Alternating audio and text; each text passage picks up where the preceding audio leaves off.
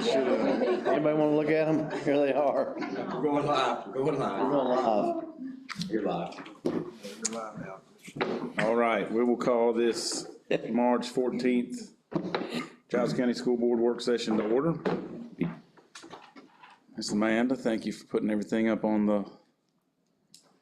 the new board docs. Looks to be working pretty well. Ms. Gwen is running a little bit behind, but she instructed us to get started with some things. Whatever you think on the agendas. It's up to you. You want to do the presentation? You want to wait till she's here?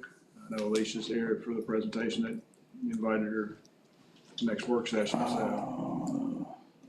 Or I can go on and share a couple things until she. At least she probably would want to hear. That's fine. Alicia, you okay waiting a few minutes? Yeah, I don't have anything else. Okay. Really, the first item on there, the calendar draft, that's there just for your information.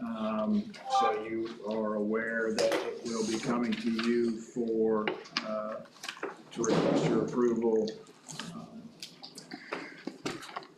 Thursday at the board meeting. That draft that you received, first teacher work day, August 14th, first student day, August 21st. And then the holidays and such, and included there, that's, that was posted online for a week and a half or so. Asked for any feedback. We did not receive any feedback, so plan is to present it to you all on Thursday and ask you all to approve it on Thursday so we have it ready.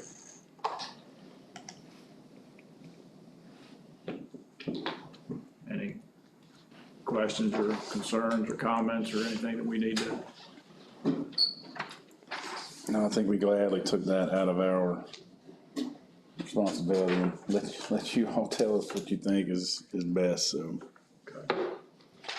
You asked, the board asked me to check with, on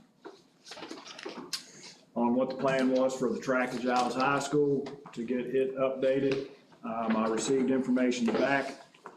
What they plan on doing is the scope of it is they're going to strip off and dispose of the existing rubber on the runways. They're going to install a new Plexitrack 3/8" black surface on the runways, and they're going to make sure to achieve the specified thickness. They're going to spray the UV protectant layer, and then they're going to paint new lines and markings on the runway. The duration, it will take 7 to 10 days for the track surface installation, and that is, again, as I shared, weather depending. Then the lines and markings will be painted on by a separate crew, and that'll take a day or two. I shared with you previously the temperature requirements. It needs to, they're looking for it to be approximately 70 degrees and rising during the day. But the nighttime temperature can't drop below 50. So you think about, I mean, that's when it's gonna be, unfortunately, but that's really, it's gonna be June before I think we can consider it. Hey, you don't want to rush that. We wanna make sure it adheres appropriately and correctly, and then we don't wanna have any other issues moving forward, so, we do have a meeting scheduled with Bill Shelton from ZMM on March 29th. We're gonna basically walk the whole track, make sure there's no other issues that we see. And if there are, we can address that with them, with Adam prior to them coming. And this is on them, right? This is on them. They're not saying it, but on them. This is on them. The two runways are on them. They weren't done correctly.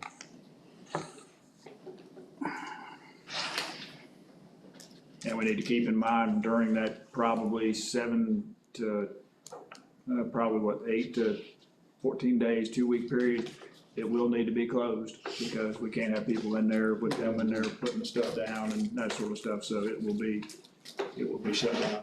What, we need to find out too, what kind of precaution, because they're gonna be right in the middle of the mowing season on that Bermuda, what kind of precautions they need to take to protect it.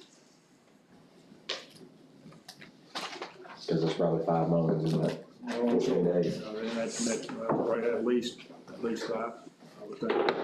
When you walk that, Terry, can you make sure, and I don't know who makes that determination, that there aren't any areas that's gonna keep it from being used? cause we're hosting district and region there. I don't know if there's any bridging, patching they can do if it's something bad enough, but if there's areas that they need to touch up, knowing that that's not gonna be sustainable, that might be something just to take note of. They did already put some touch up in a couple areas. I forget what the material was, but it was something that could be put down and would be a temporary patch for Okay. the time. Yeah, if you'll just see if there's any areas like that.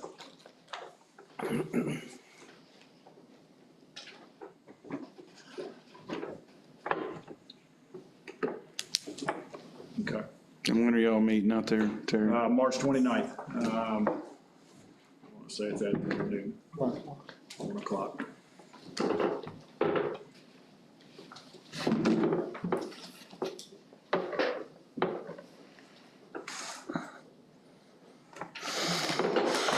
Y'all seen that anywhere else, Randy?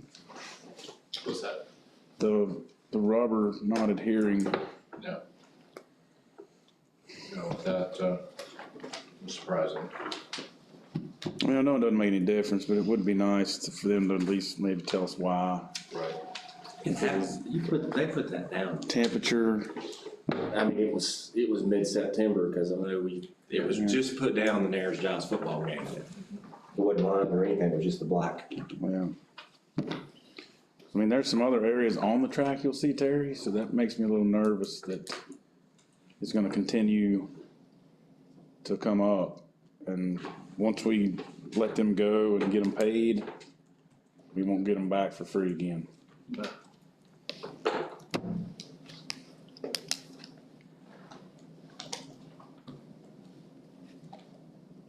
Now contractually, Randy, if they come back and do this, does that reset the year warranty on what they work on? We haven't accepted it yet. So. Okay. So we haven't done substantial completion. Okay, that's good. And by the 24th in Blacksburg that year, it was well below 50 into almost the 40s. That's September, so I bet you that's. Might be. could be part of it.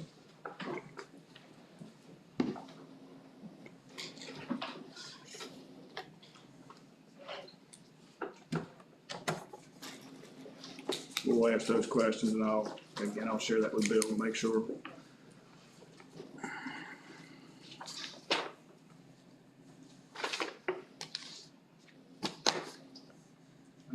Anything else on the track?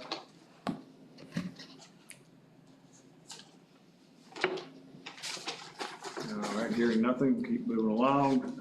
Shared information with you a week or so ago about the bids that we received back on the Giles High School sound system for the auditorium and band and choral room and the lighting for the auditorium. We only had 2 submittals.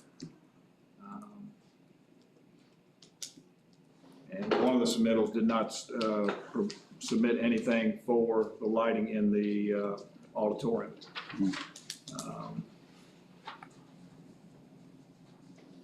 So we needed to try to have some sort of conversation to see how we were gonna try to address this, whether we wanted to deal with the sound system in the auditorium and the band and choral room and try to roll the lighting system into the projects.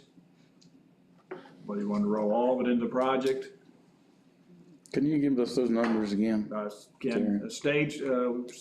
proposal from Stage Front, the lighting system replacement cost was $234,472.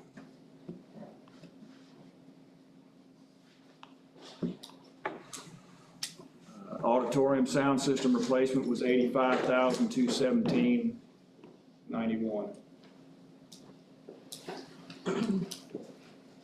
Band room was $17,504 and the choral room was $17,504.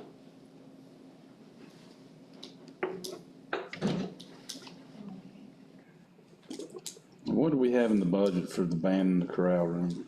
We originally allocated $150,000 for all of it, lighting, sound, etc.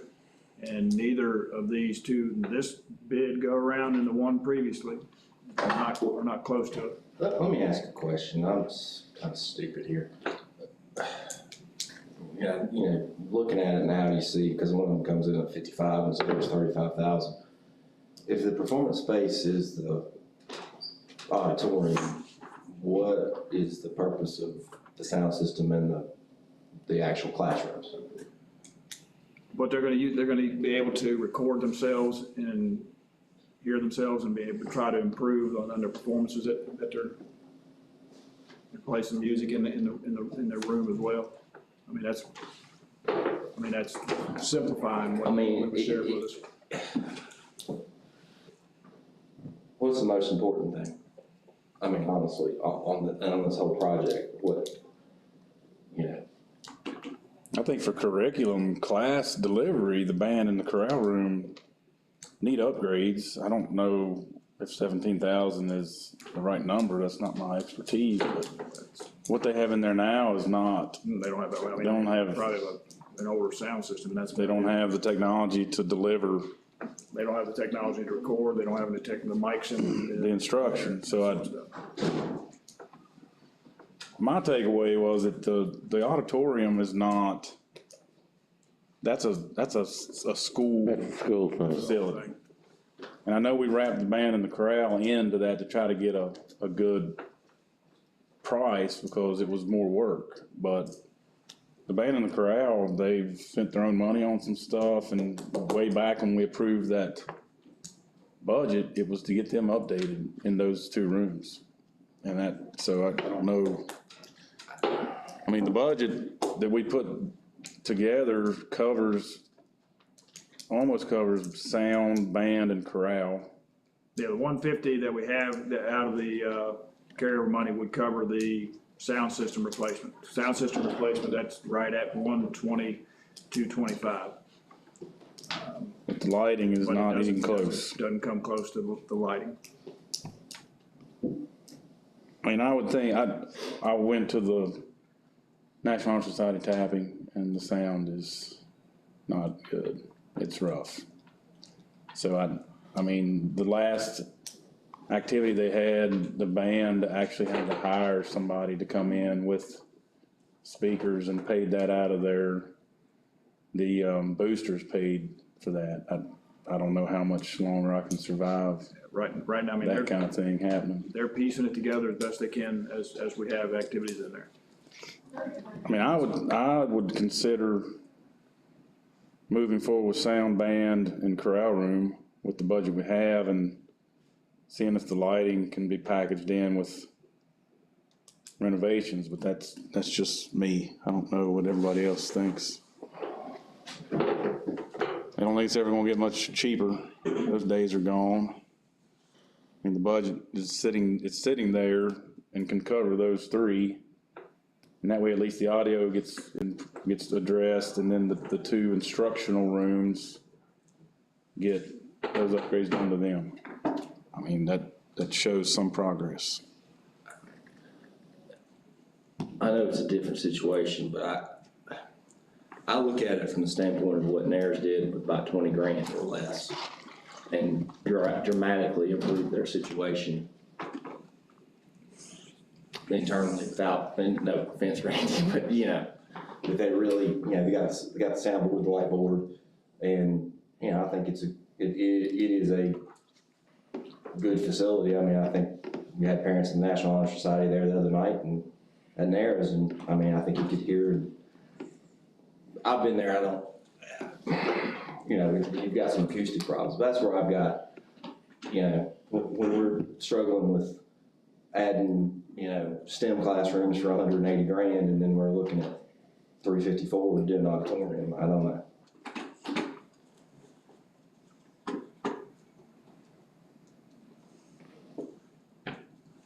Sound, they gotta do something about the sound, I think. Whatever they can do with the sound in that auditorium. Yeah, I mean, I don't know what NARES did. Again, that's outside of my I don't know. expertise.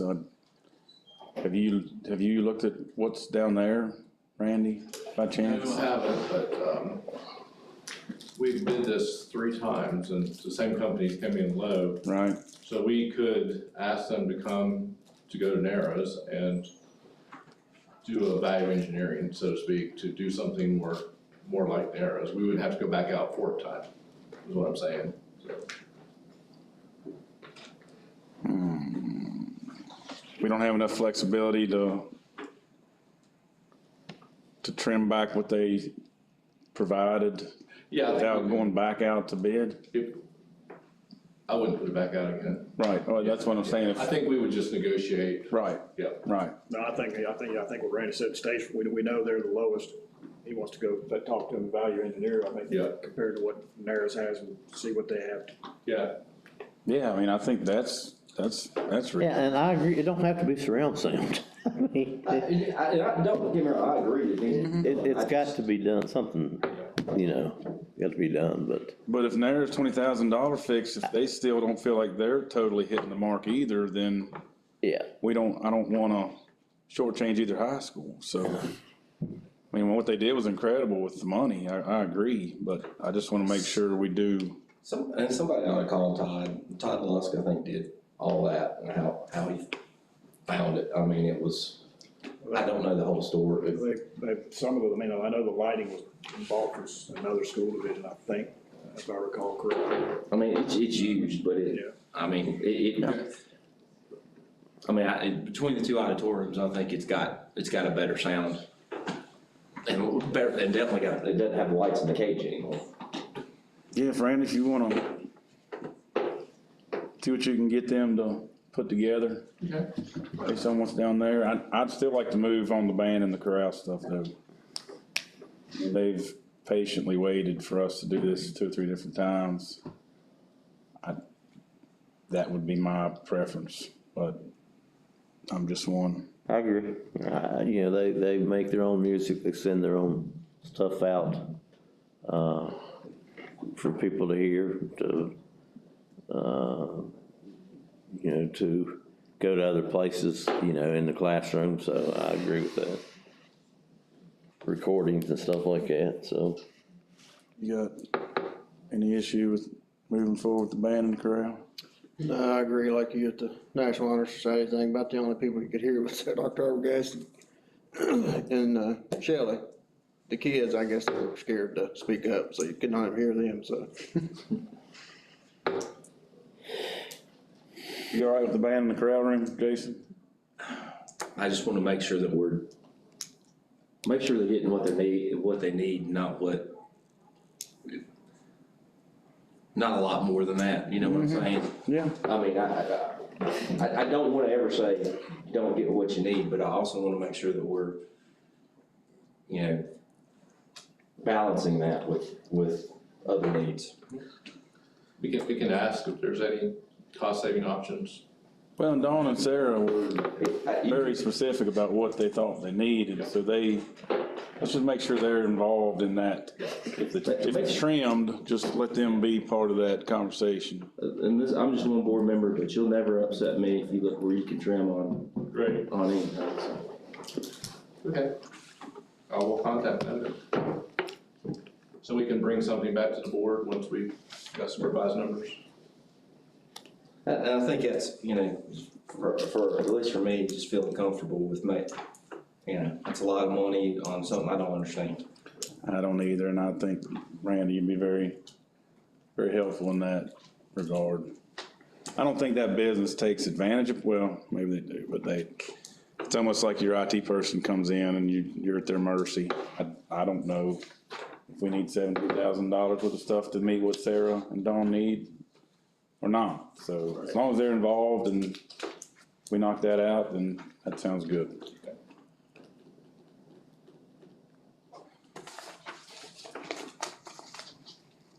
Anything else on that?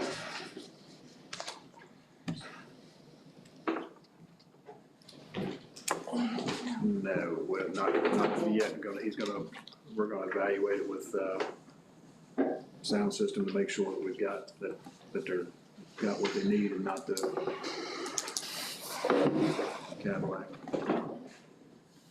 Speaker right there.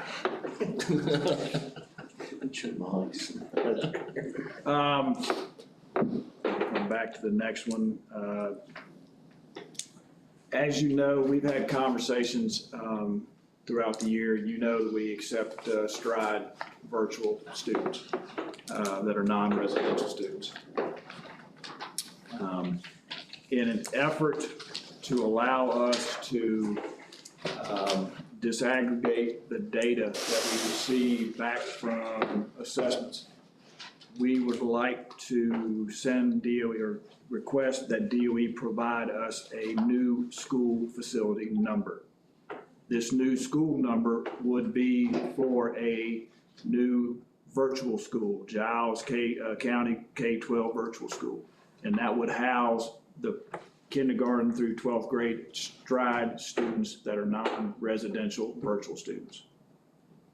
That sounds wonderful. And that would pull them from the schools, put them into one entity, allow us to be able to disaggregate the data between all the schools, allow our schools to be able to see the data more clearly, allow us to see the data more clearly, and be able to allow us to make some decisions instructionally based on what we're seeing. Would they be handled as a totally standalone based on test scores and everything else? Their scores would still come back to the division, they just don't go to the schools that they would come back to us. We're still checking to see how the ratings and accreditation and how that falls with them, that they're identified as their own school. But I know the division that also accepts virtual students did a similar thing for this school year. Is that what City of Radford's doing? Yes, sir. It wasn't that done already, I would think it would be already done like that, it would be separately. No, right now, there are students that they're spread out between the schools, and that's why I kept telling you from day one, we weren't gonna accept 9th through 11th grades, because we didn't want to affect Narrows High School and Giles High School for classifications. And this would not affect the classification This would not either? affect the classification, because they would not be at those schools. So how many more do you think we could add if we did that? That's a question we'll have to ask Suzanne and Kenny. Sounds like they got a harder set. Maybe we got a little better deal on the percentage for the secondary students, because I'm sure they've got a. I'm sure they've got a waiting list. I'm sure they have a waiting list still. They had a waiting list beginning of the year. So I know Radford is, you asked, is in the neighborhood of 2,000 students or something like that. I believe, if I recall correctly. I don't see a downside to that. But we didn't either, but before I submitted something on our behalf and then you saw it come back, you see it come back, we've got a new number and I wanted you to know why. But we talked about it up here several times. We've talked, and I think it's, again, gonna give us a little more clearer picture for each of our schools. Setting aside the power school cost and that, is there gonna be any additional admin costs for us? Do we have to implement? I don't see any more cost. Now it'll be maybe a little bit more work for, we do have to designate somebody as the principal. But we've talked about that and who we're gonna designate, and we just have to finalize that. It will add a little bit of work to try to make sure that the courses transfer over into this and that to match up what courses are being taught. So I mean, there is some work there. To do a C-SIP if they're not. And if they have to, then they'll have to go through the same thing that some of our schools go through. They'll have to do the critical need, the needs assessment. They'll have to do the academic review. They'll have to do the comprehensive school improvement plan, those type of things as well. So, I mean, if you ballpark, if you could put it at a typical principal salary and approximate the time that would be used to this person versus the regular principal, to try to approximate what that cost would be, that would be helpful. I don't anticipate there being any additional costs, because I don't anticipate in-house, because I don't anticipate that really, once we get them loaded into Power School, which is the August, September, that's up here, really it's just a matter of our Region 7 virtual director communicating with us, okay, this student needs to be moved out, this student needs to be added. It's that fluidity from the end. Do you see any, I mean, I don't see any additional cost. No, I mean, we're all going to sort of divide the work up and see that it gets done and then appoint someone as the admin, but no, really additional. It'll be a little bit more work, but. Yeah, it'll be more work, I think, in the up front again, August, September timeframe, but throughout the school year,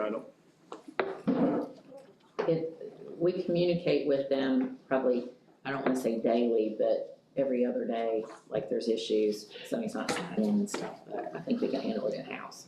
Okay. And appoint someone.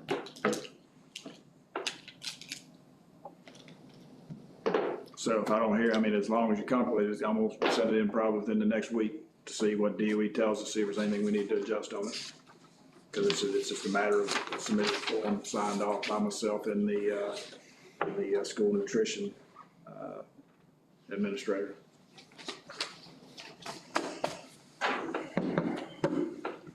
All right. You wanna go?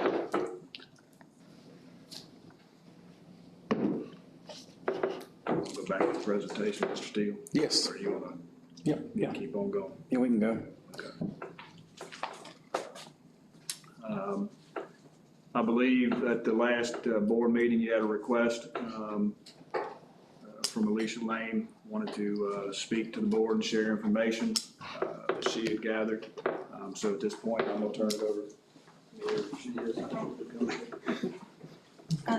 What works best for you all as far as where I stand? Do you want me to try to pull the report up here for you to look at, or do you just want to listen to me? I'm entertaining. You can do whatever you think is most effective. Okay, We're all yours. all right. Is it okay if I stand here? All right. Sorry. Thank you for having me. As Dr. Arbogast said, I'm Alicia Lane. I'm part of a group of volunteers who are trying to foster more communication and transparency between the community and the school board. Just so you know a little bit more about me, I'm a Giles County resident. I volunteer within our community and our schools, and then professionally, I'm a strategic consultant. I have a background in communication, design, technology, and leadership.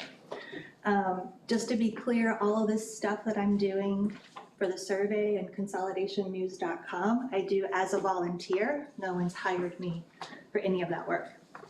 So today I'd like to tell you about 3 different things, or kind of talk, you feel too close? I'd like to talk about 3 different things with you. First, results from a survey that we did with the community. Second is a second survey that we're going to launch soon. And then third, I'd like to hear from you, like what criteria you would think would be valuable to include in that second survey. So it could be things like questions you want to ask the community, or maybe a method that you think would be interesting to make the results more helpful and interesting to you all as you're making decisions. So why don't we talk about that first survey that we launched? We launched it on our website. It was mostly shared like through Facebook. We used Google Forms, and all of the data was kept anonymous, though we did ask people where they lived so we could compare their responses from district to district. The whole purpose of that survey was trying to gain a foundational understanding of what do people in our community think about consolidation as a topic today. And we asked our participants a few questions. Where do you live? What's on your mind when you think about consolidation?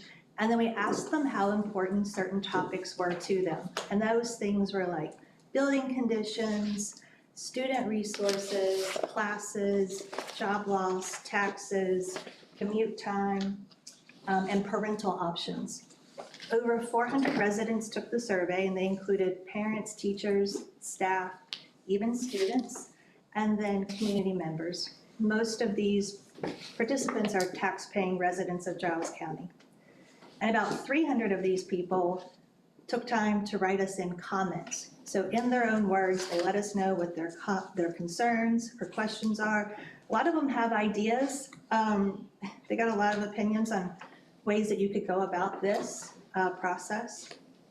We feel like we learned a lot from the survey, and we're so grateful for everybody that took time to take it and share it. And I feel very honored that I get to share their perspectives with you. So thank you for your time too. All right, so overall, it's clear that citizens want what's best for our students. They ranked improving education as the most important thing to them. But their care and concern goes beyond the academics. They care about the whole student experience. They want our students to have a well-rounded experience that gives them opportunities to build new skills, improve their confidence, build lifelong lessons. So they care about things like one-on-one support from teachers, activities, a safe environment, the best technology and resources we can offer them, and a reasonable schedule. They are so passionate about the future of our students, and they want to make sure we give them all the possibilities that they deserve. That's probably not surprising to you all. A small number, even shared that this is so important to them that they would make personal sacrifices, like paying more taxes, because this is such a critical thing to them. Although many, many more people said that they care about this a lot, but they can't pay more in taxes. But I thought that was kind of interesting. When we asked them about just consolidation in general and this process and the conversation that's happening, two things really came up. People feel really left in the dark. They don't understand the process. They don't understand what's going on. And they're also craving like a holistic plan. So they understand that the buildings are important and the facilities are critical, but they also want to see a plan that considers the buildings, the education, the student experience, taxes, and our communities. So when we dig a little deeper into the data, we get more specific on what comes up. It's clear that citizens don't really understand what consolidation might mean. So we had like 31% of the people who specifically said they are against consolidation. And that included people from all three districts, not just the Western District. They don't understand the benefit, and they don't understand what problem you might be trying to solve with consolidation. Instead, they're worried that it will cause more harm than good to our students. They worry about teasing or bullying, larger classrooms, less teacher attention, losing opportunities for activities and sports that they already enjoy, longer commutes.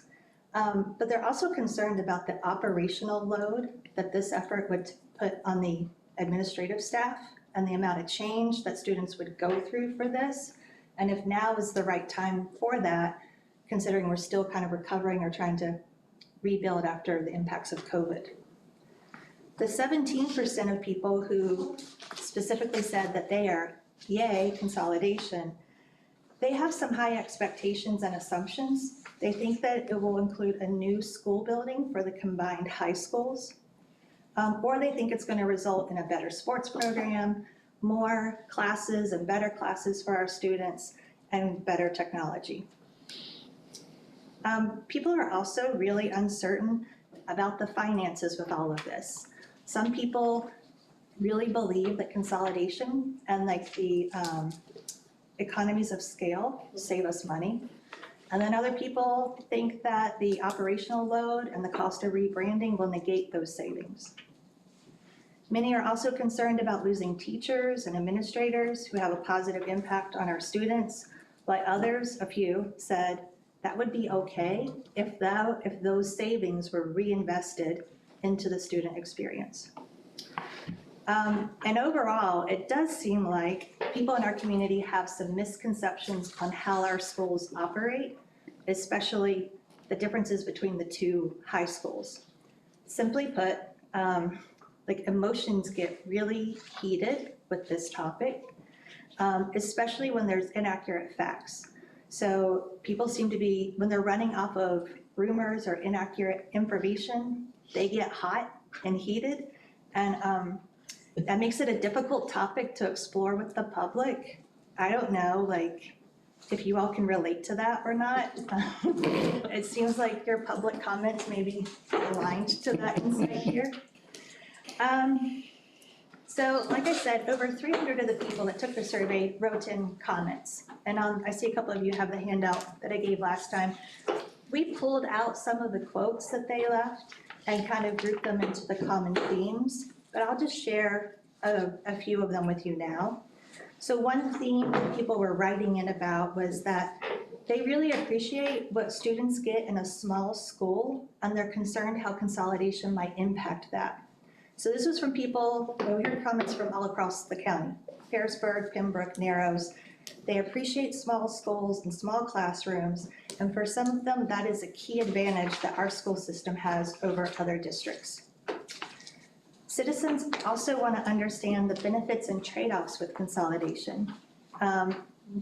Again, we heard this from residents in every district. They want to know, like, what are the pros of consolidation? How will it impact access to activities? How will it impact taxes and commute time? Again, they're looking at the whole picture, but they don't have clarity on what am I going to get out of this, or what will our students get out of this? And a lot of citizens also asked some questions or posed thoughts on the middle school. Again, it's kind of mixed. Some people are very interested in having a middle school. They think it would be a great resource for our students. Although other people are more concerned about it, concerned about the commute time, concerned about how, like, do we have enough teachers with the right endorsements to manage that?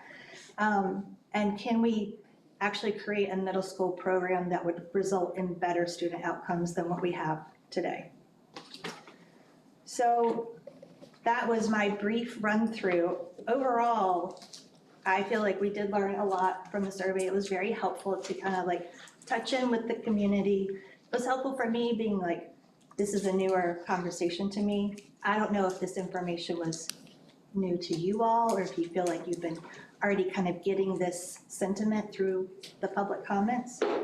But we're inspired to do a second survey. So some things that we learned were that we need to collect more demographic information. We still want to keep it anonymous, but we really want to be able to separate out, like, what do teachers think versus parents versus maybe someone like me where I'm a community member and volunteer but not a parent.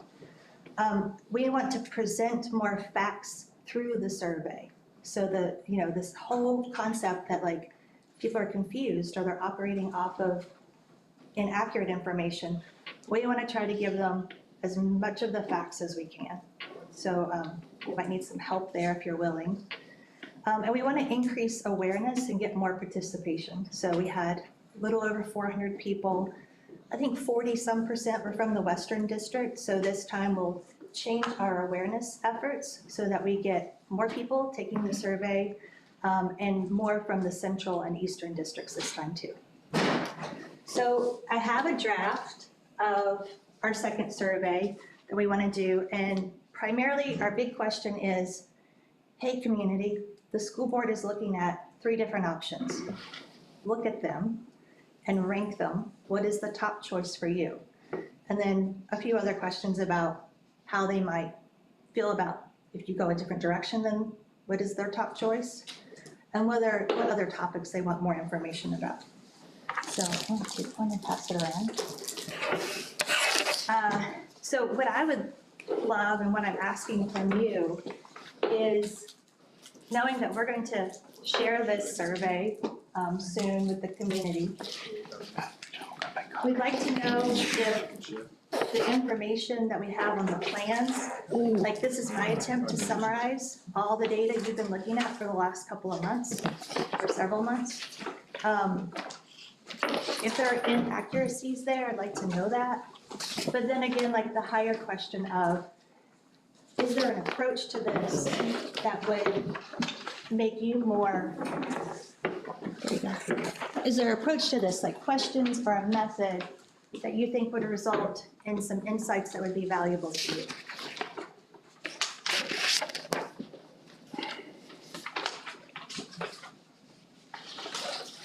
I think the challenge with making this successful is there are 16,000 people, give or take, in the county. Mm-hmm. So a data set that's, what did you say, 427 How many responses did you get? like around 430 or so. Yeah, so even if we have a good way to determine where those came from and whether they're, I don't know what kind of demographic information other than teacher, parent, Locality. taxpayer, but not parent, that would all be interesting, but if we can't get more than 427, Yeah, and it wouldn't be just us that would be looking at this. Board of Supervisors might find it useful, but we're trying to represent 16,000 people in a 427 yeah, data set. We gotta figure out how to get that more.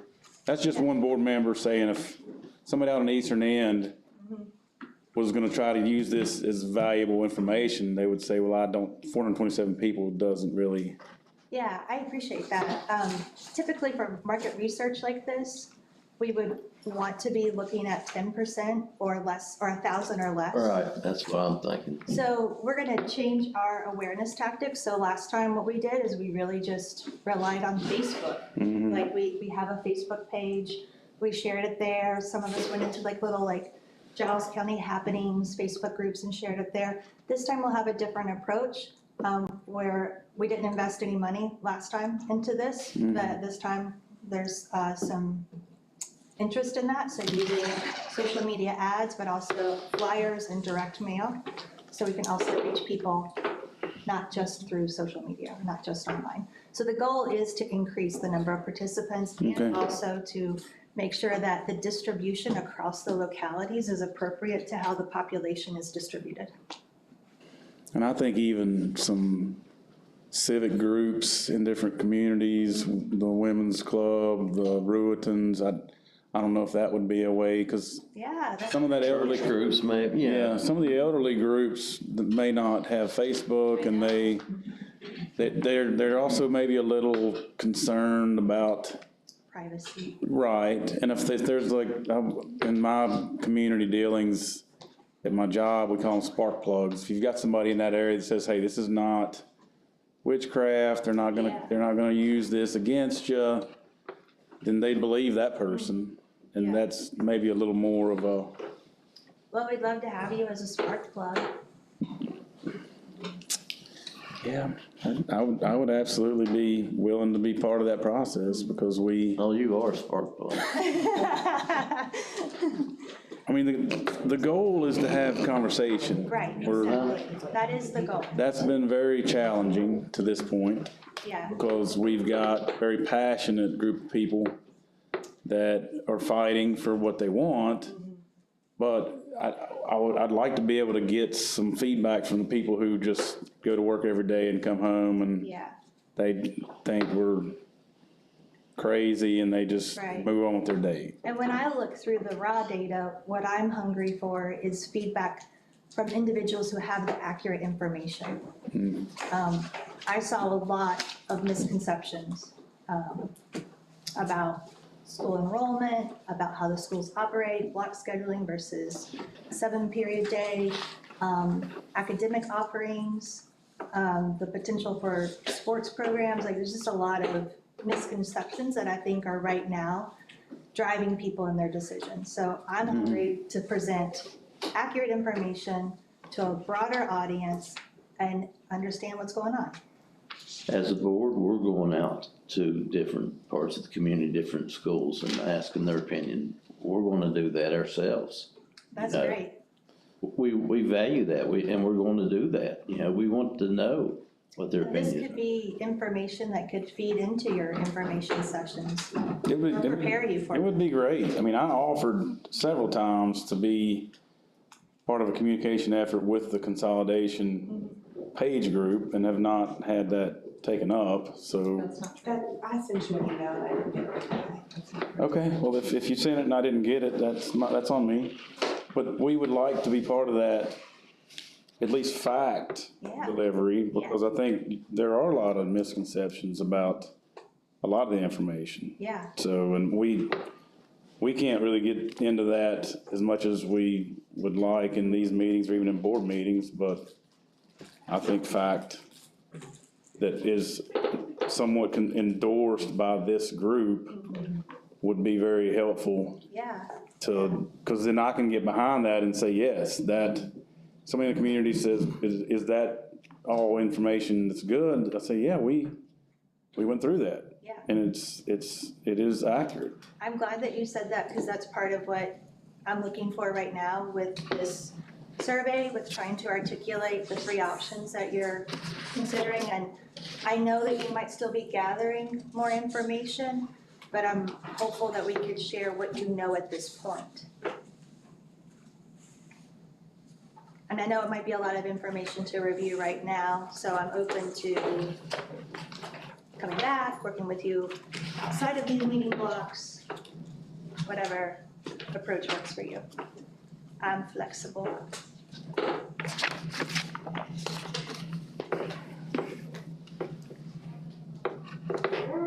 Yeah, I'd like to look through just one board member and Are there give some feedback Yeah, to you on this okay. survey. When would you like to, you probably have to give us a deadline so we don't hold you up forever. If you'd like us, Friday? this is like 3 days from now? Okay, you drive a hard schedule there, so. I don't know what's reasonable for you all.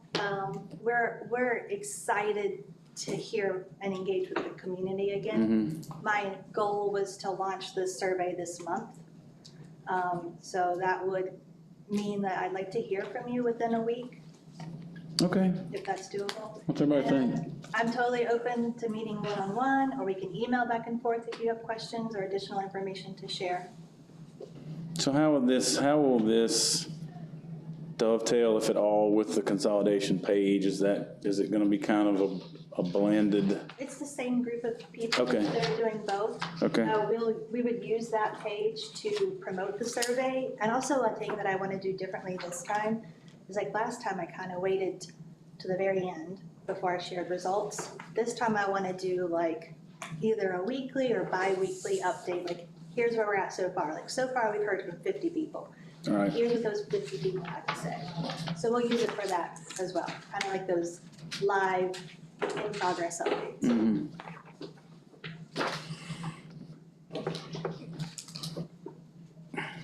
How can you tell somebody can they go in there and take it 50 times if they wanted to? We're gonna require an email address, and the Google Forms will not allow them to take it more than once. Okay. I mean, there's only so much you can do Yeah. in that I arena. mean, everybody here probably has multiple email addresses. Right. There's only a small number of us that will see the name, the email addresses to see what the responses. We'll never publish people's email addresses with their responses. We'll keep that private. Okay. Do you have any other ideas or questions right now? I think just trying to get people to actually be part of that process is the biggest challenge.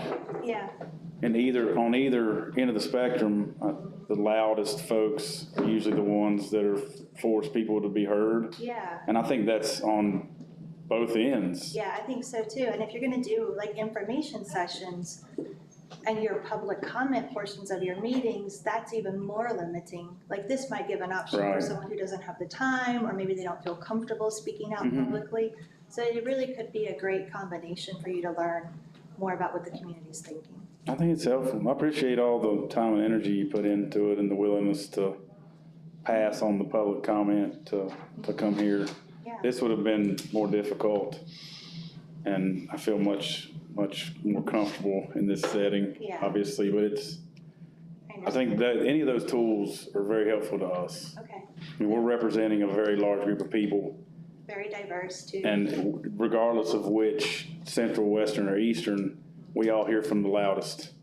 I hear from the loudest on the eastern end. That doesn't mean that that's the desire of my entire voting base. Right. But if I don't hear from the others, you're human, hard for so you you to just know. that's what keeps resounding. So Yeah. it's a challenge for us too, to Yeah, collect for that. sure. Yeah. I mean, and Mark and I, as he said, we're gonna try to get out and get some of this information directly, and I'll be surprised, but we'll try to set up a place advertise, and if I get 100 people, I'll be amazed. Yeah, I think those And that's, in-person things are so valuable, but they're Yeah. so tricky as well. You should offer free food. that does bring people out. That is, yeah, that will bring them out. That's right. And someone will say, well, I don't really care about any of this, I just wanted my hot dog. So, but thank you for the time. Absolutely, you're welcome. And I emailed all of you after the last school board meeting, so you have my email address and contact information. Some of the things that are challenging, and I'll try to make comment, but when I look at this page, I know. the average citizen that doesn't look over this type of data, Yeah. I don't know how we present something that's not so boiled down that it doesn't give them the information. I know, But that's the challenge, I think, too. yeah. You're trying I to, spent, like, I don't know, I probably spent 2 to 3 hours just on that, right, and then formatting in different ways to see how it could look in a survey, and I've come to the conclusion, it's gonna have to be a video. It's gonna have to be a presentation with visuals. yeah. And I think we It's just, overwhelming. some of the broad brush statements, like no new classes or extracurricular students are planned for high school students. I don't know where that one got started, other than we were asked to come up with what new activities would be part of that process, and that doesn't mean that there aren't any, but it is a good question. Doesn't mean there couldn't be potential for it, Right. but there's just no plans for it now. Right, and so that doesn't mean that that's not something that could be addressed. The question I put back to the folks asking that question, if we're missing something now at one of the high schools, we don't turn down those requests very much, but we're not getting beat over the head with all these extracurriculars that we're not getting now. So it doesn't mean that we haven't Yeah. thought about that coming in the future, but that doesn't mean that there is nothing that can come of that. Yeah. And that's what that statement sounds like to me, just little nuances like that. Yeah, and something you just said that I also appreciate is, like, how schools operate today and like what we do offer students and how the students are doing today. I think there's a lot of confusion on that too, that's driving some of the emotion here, so like, it would be kind of interesting to hear like a state of the union of the schools or how the students are doing, you know, that's more comprehensive. I think that might help people understand what students are experiencing now and the opportunities that could come. We would love to have had this kind of excitement about how things are going in our buildings before this topic even came up. I didn't live here. Well, but I'm just saying, it's interesting to us, for at least for the years that I've been on the board already, until this, nobody came to our board meetings. Nobody came with public comments about how are things going in our buildings. It was just not a lot of energy behind that, but this is, now people want to know. I think you're touching on something that would, for some people, really change their daily experience for what their students are going through, how they would run their family life. So you've come really close to home, and now they can't just go through day to day getting kids to and from activities and homework done. Right. They're happy with the status quo and Yeah, proposing a change to it, then it's affecting a lot of people in a lot of ways. They hadn't thought about it. yeah. All right, well, I would love to sit down with you personally, and I'll look back for your email. I apologize for that, and communication is really what we need right now more than anything. I would agree with that. Thank you so much. Thank you. Thank you. Thanks. Go ahead, Terry. Updated on the audit. Okay.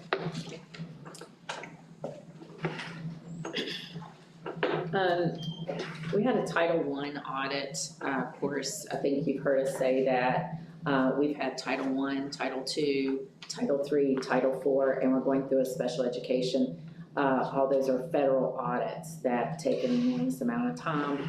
My responsibility was the Title I audit, and part of that is just making sure that, which I felt like I hadn't done a fabulous job with that, is updating you on the Title I budget. Of course, we have Title I teachers at our elementary schools. They work with K-3 reading students.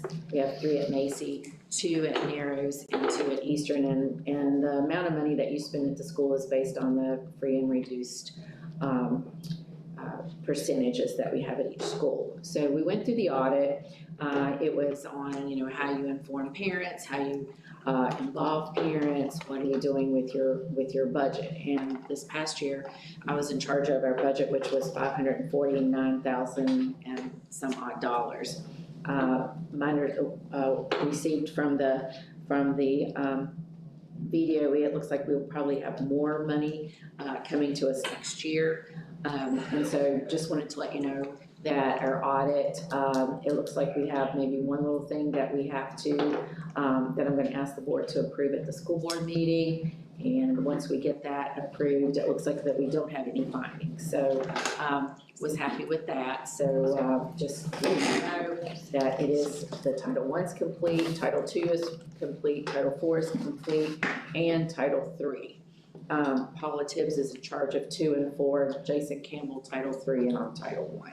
So just giving you an update, see if you have any questions about what is involved with Title I, or anything that you might, any burning questions about our literacy program or anything like that we have going on within Title I. You'll see that on the board book for Thursday, you'll be asked to approve a regulation which to be added to the policy manual, which stems from the audit. I don't know a lot of things, but I know that's big and that covers a lot of things and we It can was a get. big one, it was a big. Congratulations, but I know that as a relief and, I know we can get in a lot of trouble.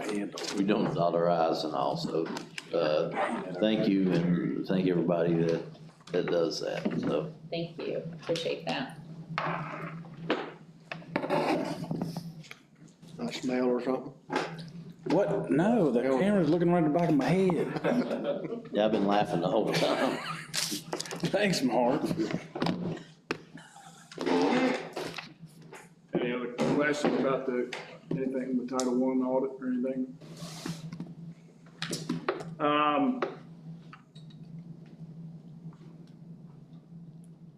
don't know how you, how much, do you want to talk about budget now? General Assembly hadn't approved one. Nothing's changed since the last time we said, I don't think it's. So, I mean, I can start sharing with you what we have proposed in it, but I don't know if you want to wait until we get official. Has anything changed since the retreat? Is there a time we never talk about budget? I mean, We talk about it all the time. So, I mean, but we'll talk about it and finalize it here, and then what we're gonna end up doing is we'll turn around and have a working copy of the budget going through the whole weekend, summer, July, August, September, start of the year, and then just start doing it again. Shared with you, the House and the House and the Senate, they proposed 7% increase. So that's where I'm gonna shoot real close to. which would be great, that would be. So we'll just have to wait and see where the budget conferees get over the next couple of weeks. I don't think they're scheduled, unless they're called back, I don't think they're scheduled to go back to Richmond until sometime in April. And that's the veto session. Is it most likely it's 7 and then 5? Is that what they're? Governor's had 5. Governor had 5% and the House and the Senate proposed 7. The governor had 5% and had some funding in there for a bonus. And the House and the Senate moved it to just a percentage, 7%. Maybe 6%. Yeah, that's coming through. Each party's trying to be the party of education, so you're gonna get to 7%. I anticipate that's where it will end up. That'd be great.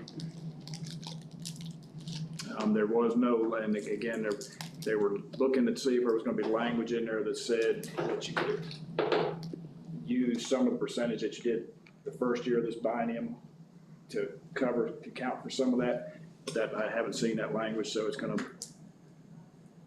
again, if it's passed, it's most likely gonna be 7%.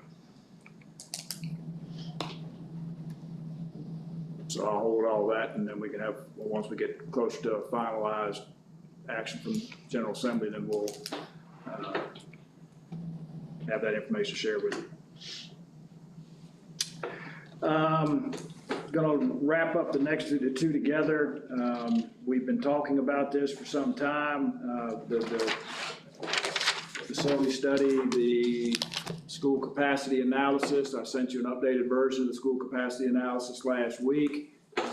If you need it, I've got a hard copy here if you need a hard copy of it to review.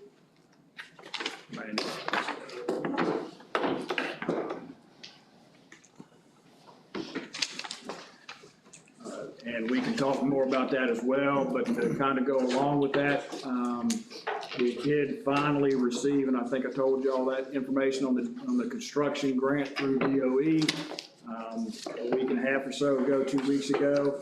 That has to be submitted March 31st. We've been working, trying to figure out how, on just putting some of the application in so we can get some of it uploaded already into the system to see how it works. The project descriptions can only be 500 characters. That includes spaces. So we were having a hard time, I was having a hard time getting it to save because we talk about the project, what the project is. It looks like it's saved, and then you go back to the list, it's not there. So it took some time to figure that out. So we whittled the descriptions down as much as we can to 498 characters, or 495, for somewhere in that neighborhood, so that it is being saved. So right now, so I mean, we. Excellent.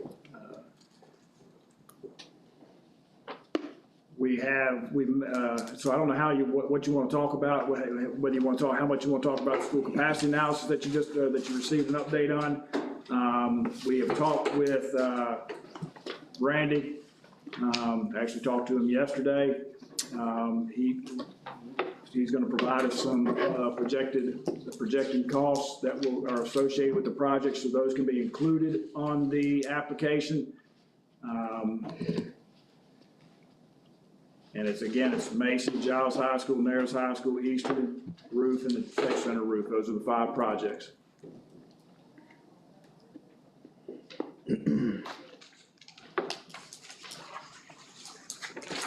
How are we handling the unknowns of what might have to be done to either of the high schools based on these options? Are those? Randy was asked to, as best as possible, to provide a projection or proposed cost that could account for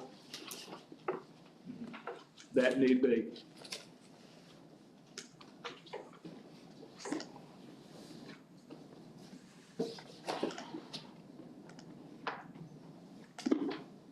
So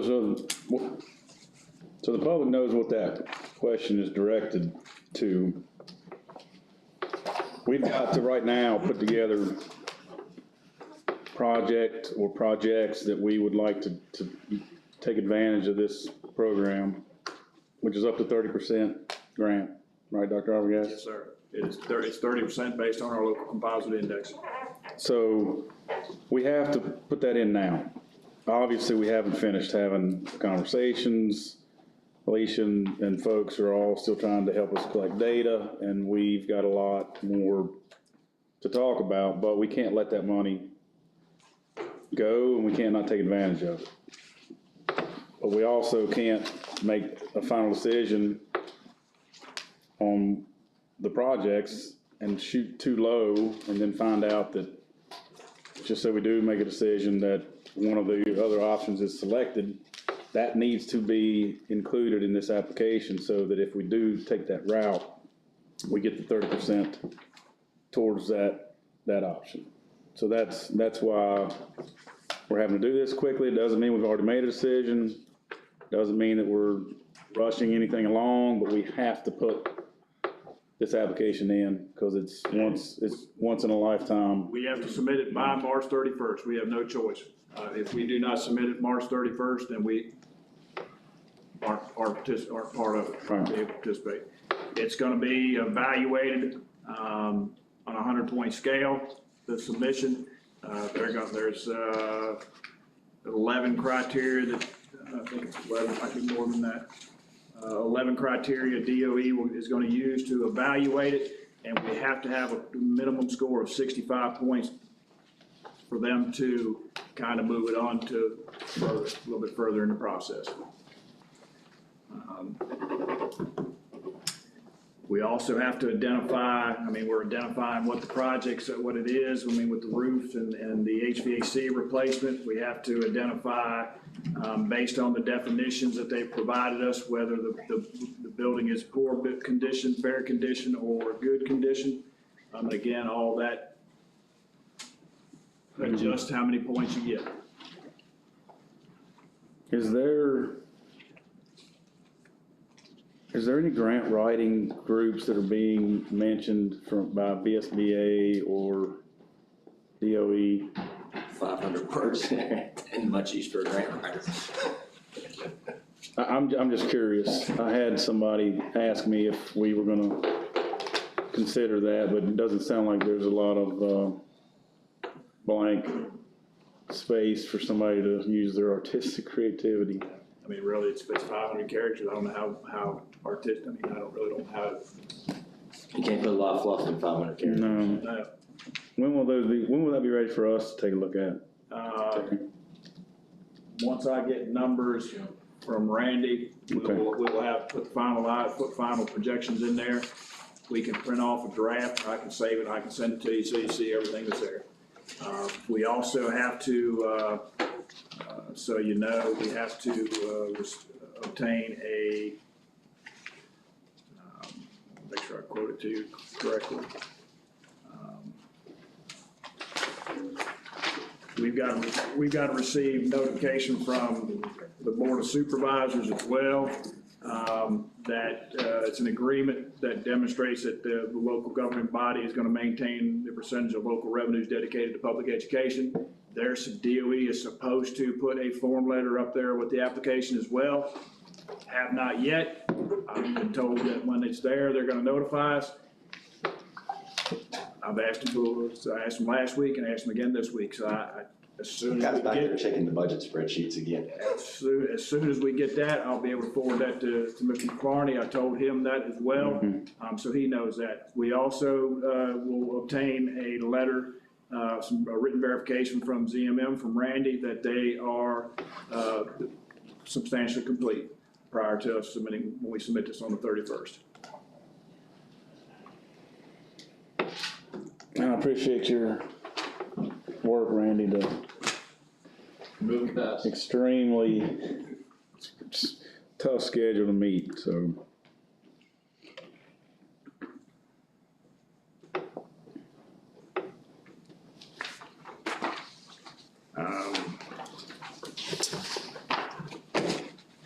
Really, that's in a nutshell, until we can finalize getting the costs into the school construction grant. That's what I can go into more depth on what the 11 categories for evaluation are. If you're interested in that, we've got, those are in the information we got from DOE. But I figured the biggest thing that you all want to see is what it looks like when we get ready to submit it. Yes. So I'll make sure that that's sent to you prior to it being submitted, so you can review it. Yeah, and there's some discussion around the community that I'm holding up signing a grant agreement to try to push my agenda. And to be clear, that is absolutely not true. We're moving along to put this thing together as quick as we can, and I do not have sole signatory authority for the board, so it's just making sure everybody's clear of that. This grant is, just so you all know, this grant's being submitted through what we call SSWS. That's our single sign-on through DOE. It's gonna be uploaded there. Once it's uploaded there, with all the information that's required, and if they say, and you all are comfortable with it, we'll hit the, I think it's called submit, but the submit application or submit something. I'll get an email and tell me that it's ready for review. I'll review it and I'll say yes, it goes on to DOE, or I'll say no and it comes back to us. So it's, once it's up there and ready, it's gonna go on. Unless we see something drastic that we missed. That sounds good. The school capacity update that you received, I don't know if there's any questions, comments? One thing that would be helpful, Dr. Arbogast, that for existing school calculations, there's nowhere in that actually sets totals up the current capacity. It says that teaching stations required is 25, but I think for those that would be looking through this in the public, somewhere in each of those groupings, the existing capacity listing. You want to see helpful. So you want a comparison of what we currently have? Well, I mean, if I'm looking here, it says that we have 26 existing teaching stations at a capacity of 468. We have all the different numbers here, but we don't have it totaled up.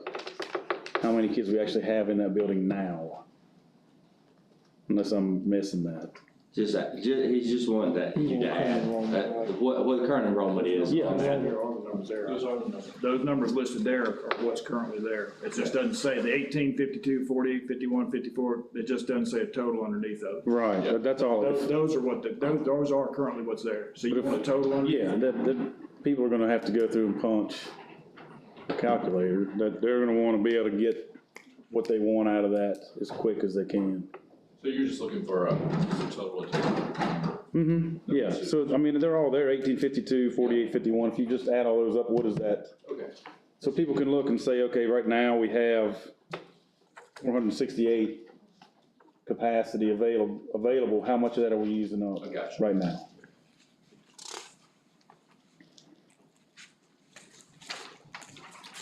And Randy, I'm glad you're here, because we did ask some questions last time about the percentages used to come with the capacity. The elementary, middle schools, you don't use the 0.86 because we don't use a classroom for teacher planning, what? Well, the classrooms are, the teacher planning occurs in the classroom, but there's also instruction going on in the classroom. So they might go to art, or they might go to music, but you don't really factor that into a efficiency factor. Where you, in high school, you have a 7-period day. It's very unlikely that when that teacher's having their planning period, it's very unlikely that empty classroom space of that period is going to be used, because it makes the schedule too difficult to manage. So usually that room sits empty for one period a day. Because I've had a lot of questions about that, and I want to make sure I explain that right. That's how we operate, Dr. I mean, in a Arbogast. perfect world, you would schedule your, you'd have your high school schedule to be as efficient as possible. But the reality of trying to schedule high school classes is not, you can't be that efficient. There's always going to be a time that. That's when you have the teachers in cars going. Yes, that's right. And that would be bad. So people will want to, well, we might want to explain, because this obviously is going to be provided to the public some way, shape, or form. When they see this 0.86, we may want to have just something under that, Randy, that says 0.86 accounts for a classroom being used for planning. Something to explain to them why they see that reduction. It's in the. Down the bottom, second. Yeah, I can expand on that too if I need to. I mean, I think you explained it well in the front. You see it down the bottom of the. I see it. page? I mean, it's right here in the front where it says, We- in high school with 7 periods days, the number of existing teaching stations are multiplied by efficiency factor. It assumes that 1 period per day is used as a teacher planning period. This reduces the efficiency of room utilization by a factor of 6 divided by 7, or 0.86. This factor reduces the operating capacity of the building. I don't know how much more clear that Randy could be. Okay, well, I'm just telling you that when people read a document, if we're gonna ask them to go back to the front and I'm trying to be as clear as possible, if this is gonna be sent out without mere you to help them read through it. Well, I mean, they're gonna have That's to all. read. I mean, they can't just, you've gotta read the whole document and the objective analysis and approach, and can't just, Pick out. yeah, I mean, it's a report that just, you can't skim and say, hey, this is what the number is. Okay. I don't know why we couldn't make it as easy as possible, but that's fine. I mean, they're gonna have already read through a whole page of stuff before they get to that .86. You know, if it's important to them, they're gonna have to read it. Okay. I mean, I'm adding up my totals here right now, so.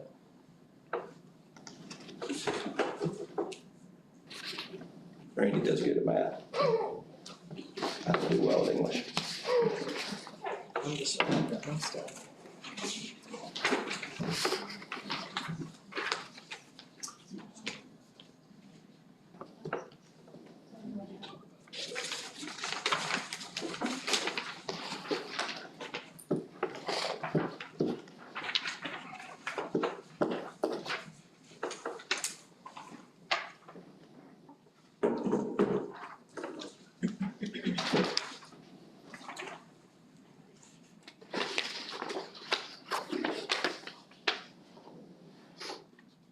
Maybe you can find this for me too, Mr. Buckland, why do we use the 1.4 Well, I think that's to the 6,300 square hallways feet? and bathrooms.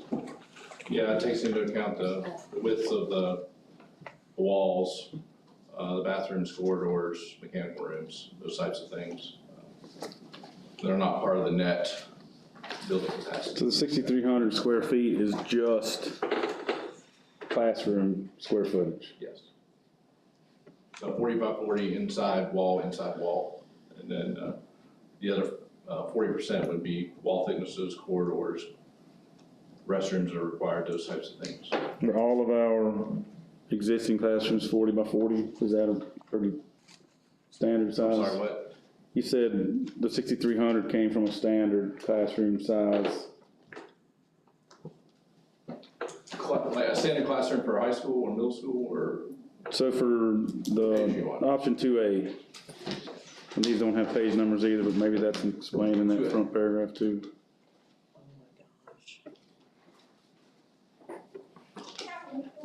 Option 2A, just trying to understand where the 6,300 square feet.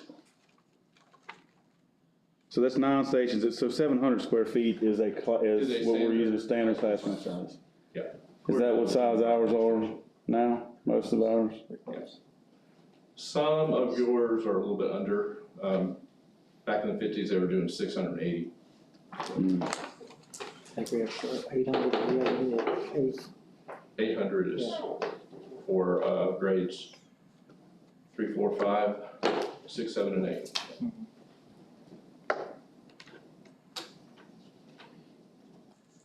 And I can add anything that we need to. A lot of these things, they're just so known to me that I need to make sure that everybody does understand everything that's been calculated. And if we wanted to, on option 1, I don't think there's any need to confuse the issue right now, but when we would get down as an add-in, assume all we did was HVAC and roof, what the bare bones would be. It wouldn't be much to do an add-in to convert like a computer lab to a STEM lab. Right. Okay. I mean, I knew, but I wanted to be clear. So do we want to try to explain what that 1.4 means somewhere? Yeah, I think Randy can add that somewhere where it makes sense to add it so that Okay. everybody understands why the 1.4 is there. Yeah, I think that can be added. Okay. What are you getting back per square foot now, Randy? I know there's no possible way for us to know now what that number would be, but is that 450 pretty representative of what you're seeing? Right now? I had 2 in the last 2 weeks. One came in at 520 and one came in at 430. So it's, those are both 2 new elementary schools. Ironically, the higher one was in Bluefield and the lower one was up in near Northern Virginia. So just kind of the opposite way you would expect. Yeah, there's no way to tell right now. We get squeezed. Yeah.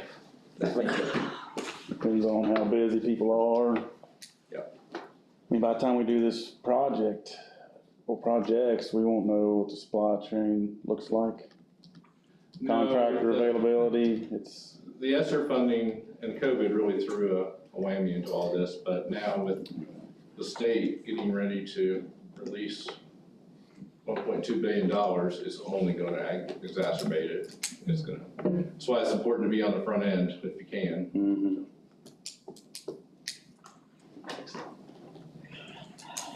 It's great to get free money, there's no doubt about that. There's always It'll be hard for us to be Cost on to the it. front end.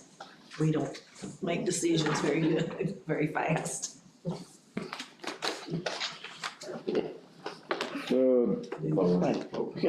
Come March 31st, it's gonna be submitted to get on the front end and get the money, so Mhm. we're gonna. It is or it is. Still don't understand. So help me understand, when somebody asks me how in the world we could spend $180,000 renovating a classroom, how do I? STEM lab. Right, For STEM lab.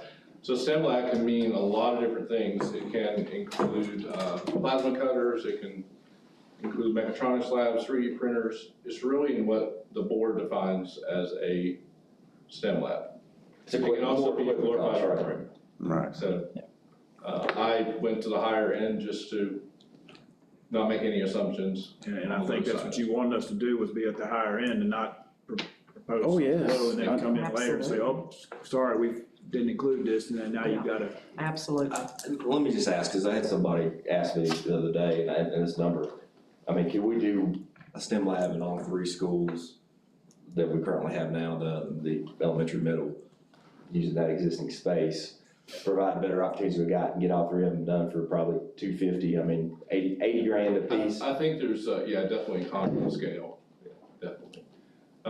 For this, I just generically said, if you're gonna do a STEM lab, it's gonna be this X number of dollars. But if you have 3 of them or 5 of them, you're gonna get economy of scale.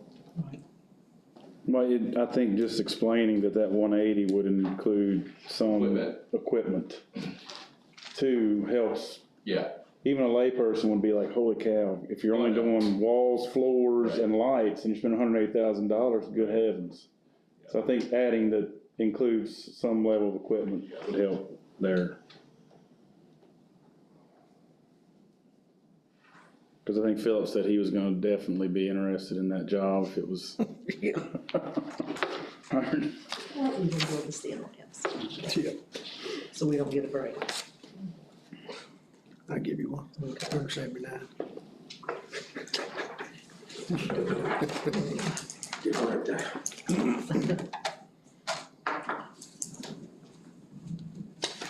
And might take this roof off. So we got a whole list of questions from the Board of Supervisors. They're obviously very interested in this whole process as well, Randy. And one of the things that I've been asked directly, and I'm not asking you to answer this now. They're concerned, I think the community should be as well. What actual life are we gonna have left in these 2 buildings after we renovate them for a second time? So do we lose some each time we do that? Because we've gotta have a long-term plan on what does this look like after We we. didn't call this renovation, this is just really this is just replacing components. It's really building systems replacement is what it is. If you had gone 35 years without doing anything, and then you did a building systems replacement, then you would see a diminished return. Mm-hmm. You're basically doing it on schedule. It's about a 25-year life of a building renovation. So we're coming up on the end of that right now. So you can expect to get another 25 years out of it. But we're not touching the envelope. We are. We are touching the envelope. Because right now. Roof replacement and window replacement. Okay. Windows are critical at the high schools. Yeah, it's gonna be an add-on As an for the add-on. windows for the delaminated cowl. Insulated panels Mm-hmm. and the glass block at Macy. Right. I think the answer is the answer to that question basically how much, one, doing this is necessary to extend the lifespan. But in 25 years, it's how much maintenance that we do in that 25-year period. Yes. Whether we've got a building that's, could be renovated again, or a building that's going to have to be abandoned. Your buildings are pretty well maintained. I mean, I've been through them all. They look good, they function well. I would expect you could at least easily get another 25 years.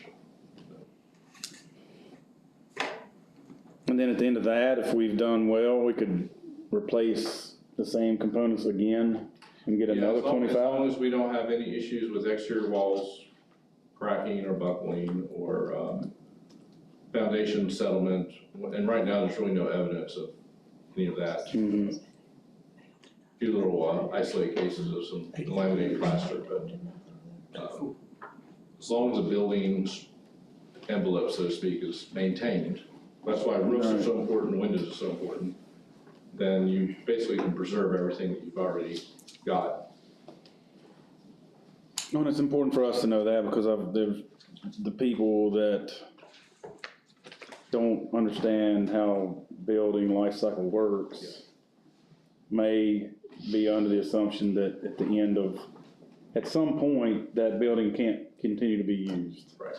And we're gonna get that question, as I think previous leadership has had, how many more times can we rehab Right. and still have a very usable structure versus $100 million new facility that, I mean, Alicia talked about people thinking that, a new high school is the fix-all. Right. Until we put out in the community what $100 million looks like to the property tax rate. Yes. And on my end, I get that question all the time, well, why don't we just build a new one? And you go, okay, well, let's do the number at 68 cents per 100 right now. Yeah. If it goes up 30%, let's assume that you, and this is something that would be good for the community to understand, if you own $100,000 worth of real estate right now, so they can put it in context, 68 cents per 100, this is what you pay right before Christmas, which nobody likes.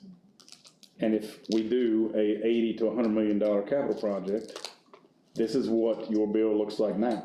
It will go up 53 cents. And then everybody then says, okay, got it.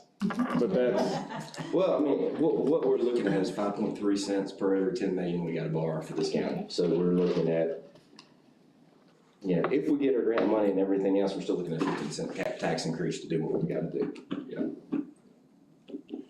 and I mean, in other communities, they've let the people vote on it. But I think people need to understand the risk you take with a referendum like that.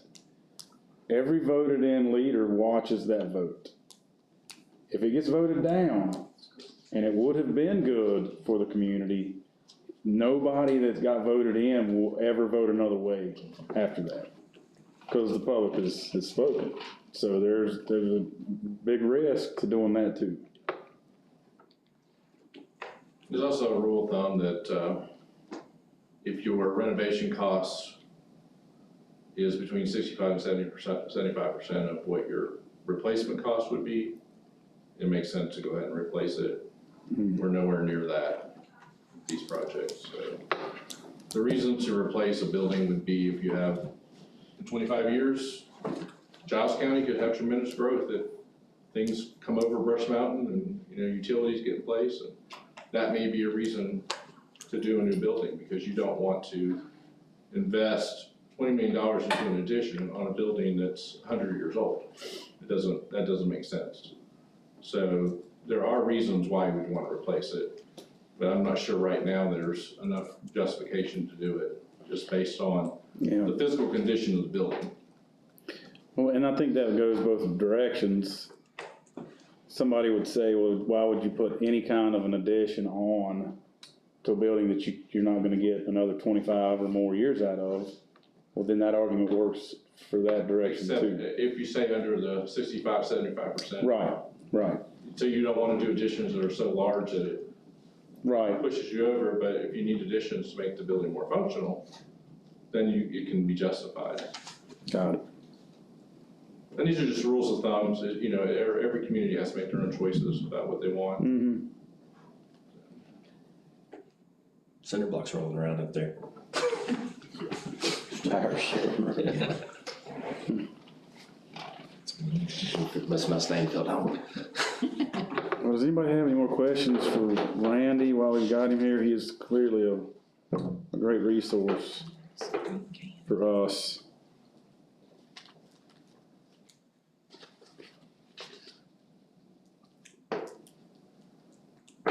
And I don't know how much feedback we got from each building administrator, but if somebody would ask if they had any input with ZMM on this document, what would the answer to that be? This was information that you all requested us, but I mean, the options, we have not, this has not gone out to principals, and we, at least, we have not sat down and said, what do you think? Give us I think- We are using the teacher-student ratio average is in the county right now, as opposed to the state. I don't dispute any of that. I can say with at least two folks that I sat down with, they said it would be nice if they at least had a chance to look at what was being said about their building capacity and whatnot, so that they were at least aware. Well, I think you're talking about two separate things. I think you're doing an objective architectural study that uses measurements, rules of thumb that he's trained on. Right. And then you can have a separate document that's their kind of response to that, the subjective things. I mean, that there's are two different issues. I mean, you know, Randy's doing what is an objective capacity analysis based on industry standard, and our teacher, you know, it's kind of like my whole thing with CRA before getting in the educational piece. Randy's an architect, he's not an educator. If we want to have their chop on that, it's two separate things. It's not confusing the issue. Agreed. I think it would be, before this goes out and everybody has access to it, which they doesn't have, we don't have to hold that up. Randy's data is not going to be changed by talking, this is an objective analysis, it's not going to be changed by subjectively talking to building administrators. Okay, I think they should have a chance to at least They look can at have the a chance. information. This is an objective analysis by Randy. You're confusing a subjective. Jason, I'm not suggesting that they change the number.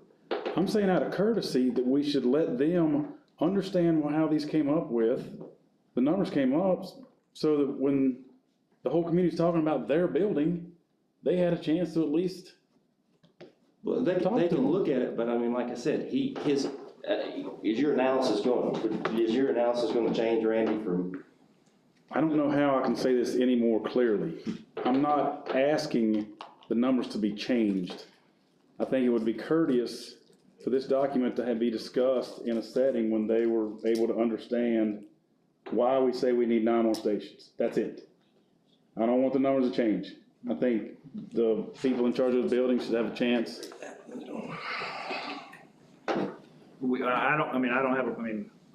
I'm not, don't want to speak for the 5 of you. I don't have a problem. We got an admin meeting every month. This document, we can review it with all of them at the same time. That's it. That's all I'm asking. That way they see it. I mean, they've heard the conversation, but have the three of us or have myself sat down and said, here's what's in this document? No. If they got any questions, they'll ask you, you can answer. That's We it. can work, we can do that. That's fine. We can't advocate communication and then not have I don't have a communication. problem with communication, but it sounded like it was going into, they could have a chop at this document, and again, The agenda. their subjective analysis shouldn't come into play on an objective document. Well, I said the same thing about 4 times, that I didn't expect the numbers to be changed. So I don't know how that's being confused.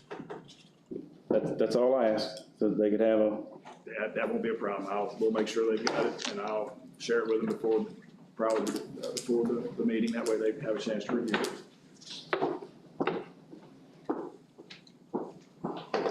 can we put page numbers at the bottom so we can easily reference Yeah, a page? we'll do that. Is there there any other formatting changes? We tried to keep it just a simple document, so it didn't get so cumbersome. No, I like numbers. It's all. That was the just goal. numbers. We tried to keep it as Nope, that's good. It's easy to understand. concise so that you could understand. I mean, Just the it would be facts. Understandable, so. Yep, that's good. Let me just speak for Dr. Arbogast. These questions and all this information takes a tremendous amount of time for him to put together. Mhm. And if we send it out to 5 or 6 other individuals and they're all asking him questions, Mhm. he's never gonna get it put together. No. So it's not, I don't think anyone's keeping anybody from the information. It's just the time crunch and trying to get it done. Because then they're like, well, where did you get this? I mean, you're an engineer, he's an architect, and you guys have just talked for an hour and a half about stuff that Melissa checked out of 45 minutes ago. Right. So you see what I'm saying? Like, Yes, thank you. that's the problem. It's nobody's trying to hide anything. No, the It's just administrative a setting long- and just a it's quick, just here's, a lot of time. that's it. I didn't wanna make a whole process out of it. Yeah. If they're already in a That's meeting why with you, it's- yeah. that's That won't be a perfect. problem. We've got a meeting, as I said, we got a meeting already scheduled. We'll put it on the agenda and we'll have a That's- conversation. That's great. That'll be easy enough. Thank you, Lisa.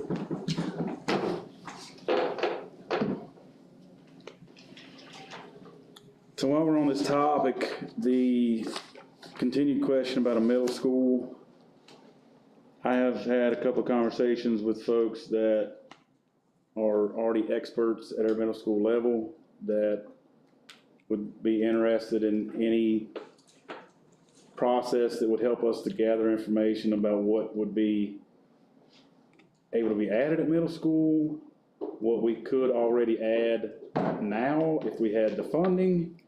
Those are questions the Board of Supervisors have already asked. I don't feel like any of us at this table can be experts on what a middle school could or could not do. Is there a way that we can use our existing experts, let them go look at some facilities and give us just facts, what could be added from a benefit standpoint, what wouldn't be helpful? As one board member, that would be extremely helpful for me when I continue to get the question, why do we even want to think about a middle school? Because we're not answering that question. We keep getting it, but we're not answering that question. Well, I think before we go out, we look in. I mean, you've got Lisa, you're a middle school principal, weren't you? Yes. Patrick was a middle school principal, and Brian was a middle school principal. So you've got 3 middle school principals that could probably come up with a list of pros and cons, what could be added fairly easily. Why don't we use our existing middle school principals since they know the building and We the, can. I mean, we can do that. I think you use them all. I mean, I think if you're looking for, these were standalone middle school principals that if we're going to a standalone middle school concept, they're gonna have the pros and cons probably better than anybody having been administrators for multiple years in those buildings. So are they in the middle school now, Jason, that we have? And what Jason's saying is that they're. Well, they can be part of that process too. Yeah, I mean, mind. everybody needs to, like you're saying, communication, but it is a totally different concept of pre-K 7 school compared to a 5-8 or 6-8 middle school. It's a totally different layout and a whole different type of scheduling, I think is what you were saying. yeah, that's what I'm saying. We've got the Yeah. folks that have done these separate standalone middle schools that are Yeah. on our payroll. And if Which we they've can all got do to, that. and if they've got to contact other middle schools Yeah, I mean, it would be good. and find for- out how there's it nothing is wrong with that, yeah. impacted, even going to a high school setting, the benefit, and, during my research and everything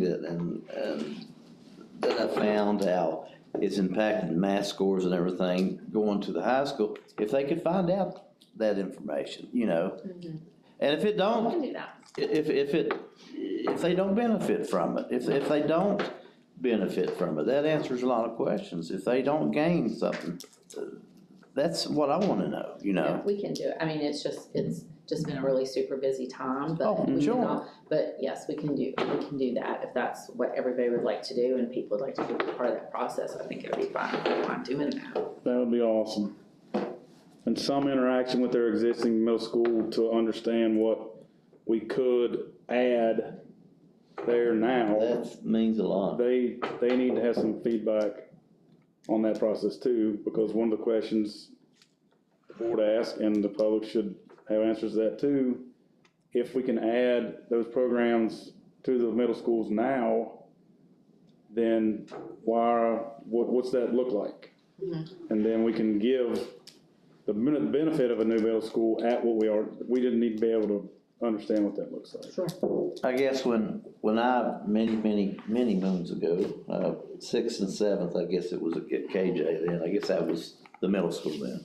Right, I wasn't there, so elementary. It was the worst thing in the world. That was the definition of not a place to go. It was like for me, it was a bad experience. It was not a great, cause you didn't, maybe, I don't wanna hurt anybody's feelings, but, I don't wanna be in that predicament. I don't want any kids to be in that setting, because it was just the minimum adults there. And I don't want that to be a part of any middle school. And I think, my vision for this, it would be the complete opposite if there were to be a middle school, and I think that what this is going to be offered, I hope, and that's what I'm hearing. So, but I did not have a good experience, and that was just 6th and 7th. And, of course, you're at an old school and everything at that point, but But you're also putting together kids that are Lord of the Flies about that age group. yeah, but it was. I'm not gonna say mine was like yours, I mean, I I was mean, at the annex and we had going, probably some of the best teachers that. Oh, we had great teachers, but it was just, I just didn't like, I had a better experience. We just closed it because it didn't work. Yeah, it just didn't work again, so, but anyway. You shouldn't renovate the buildings, that's why you closed it. So they It went, didn't work. they closed We it. couldn't, close them all. But anyway, but it was. Those albatrosses to I the think what town. you're saying is you want us to go look at like some of the top middle schools that have, Modern day with a lot yes. of, that Well, have- and a lot of stuff to offer. This was Yeah, just, I think hey, that's you're what there, you're saying. get over it, you're going to high school. Well, I think one thing too, if you've got something that you can offer at the middle school, that's something that you, Yes. if there's a new program that, these new middle school programs that suddenly we're gonna have, I think the question is, can we offer it in our current configuration? If you come back, I mean, I think do you have to build a new school to get that? That's a fair question to ask. I think we all know we need to back up STEM. I mean, we saw that this weekend, Well, and you look at and we can do that. when you look at the exploratory, and I go back to, heck, I did exploratory, we did 6 different exploratory classes when we were in the 6 weeks, and there's high school in 8th grade 33 years ago.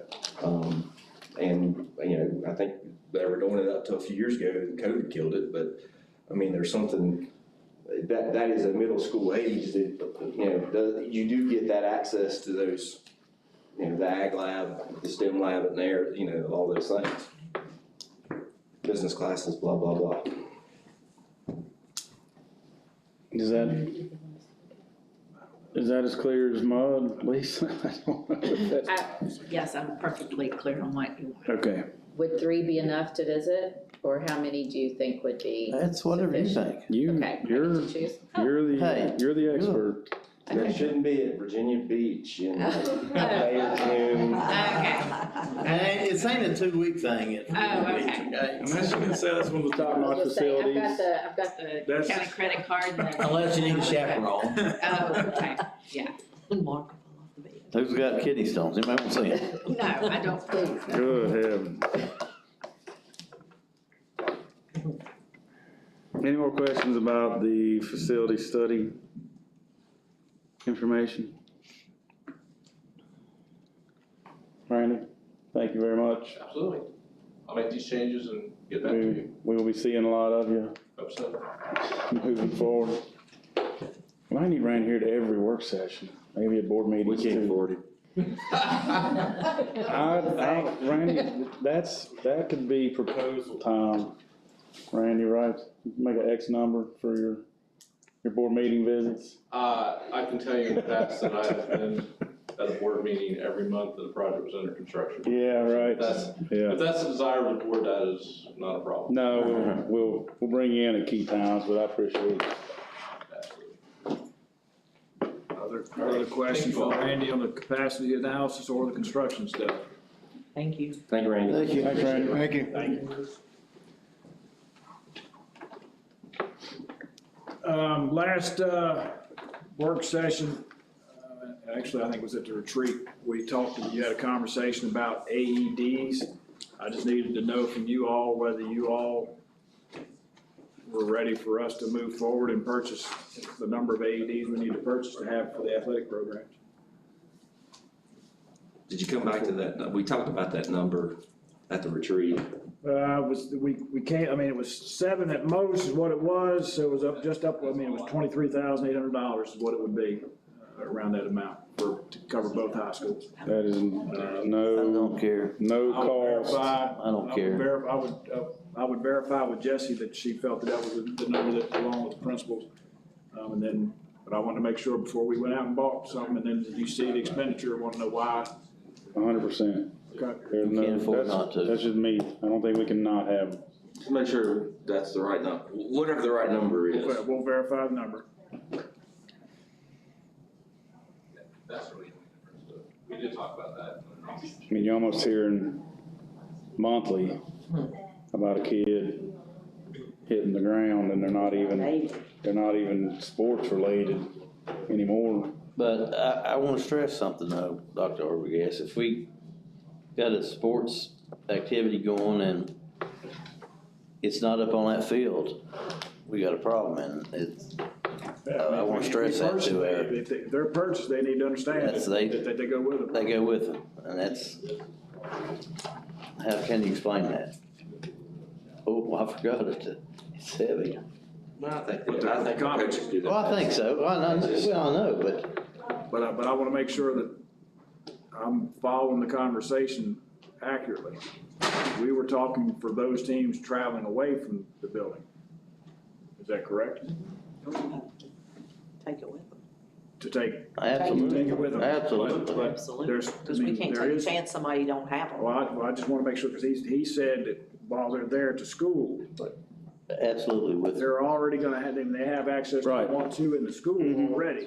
Right. I just wanna make sure that we're not, because that's gonna change the conversation. If we're talking that they need to take it to the soccer field and the softball field and the baseball and tennis, then we're gonna have to reevaluate the number that we're talking.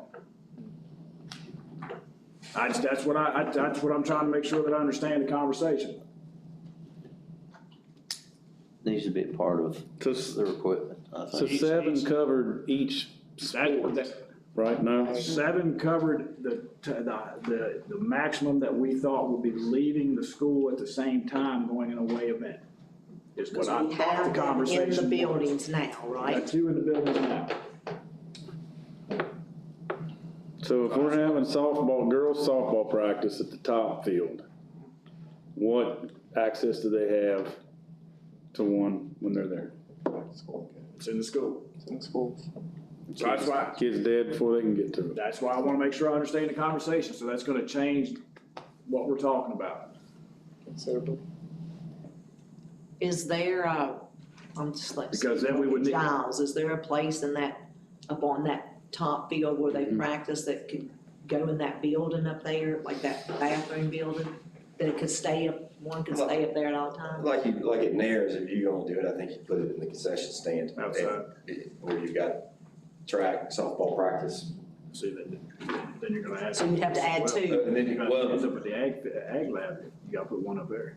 and then you're gonna put, I think we gotta think about strategic locations where whatever activities we're having, somebody knows they can get to one without having to run all the way back. I mean, there's, Well, then you have to leave the there's door. You have to leave the door That unlocked. building a lot quicker and you can get Giles. Here's my thought on it, and I'll just because, and ask Jesse, I think your risk is in any ball sport. I don't think you got a risk in as much in track, but I think this syndrome is contact during the middle of the heartbeat, and it happens more often in baseball, softball.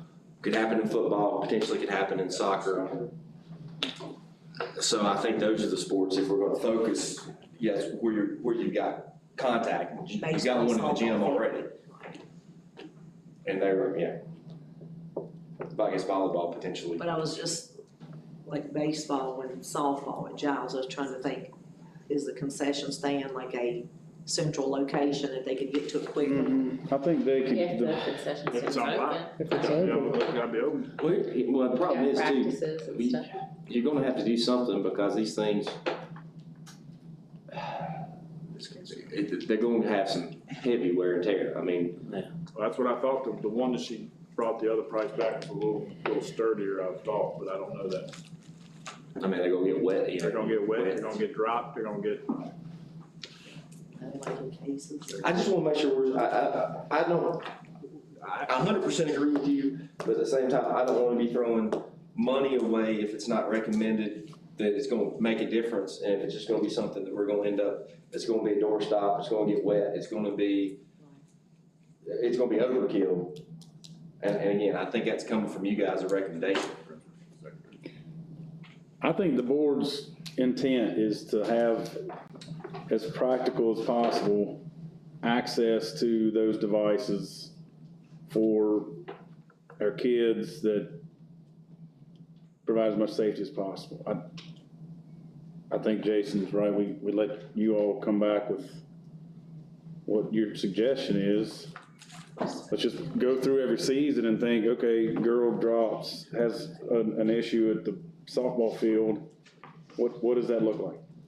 Run through the scenario and what makes the most sense.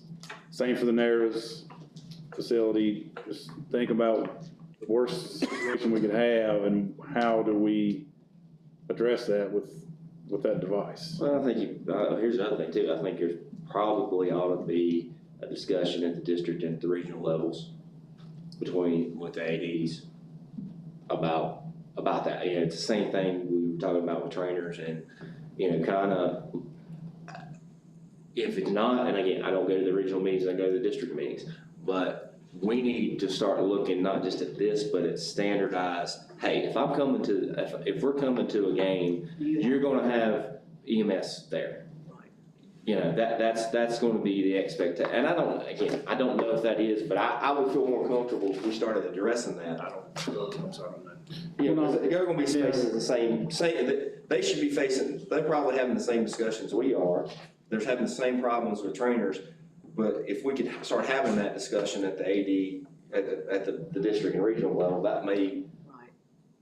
everybody may be able to Or spend the even a resources better. VHSL, you know, conversation with them. They're just gonna take our dues. Yeah, that's right.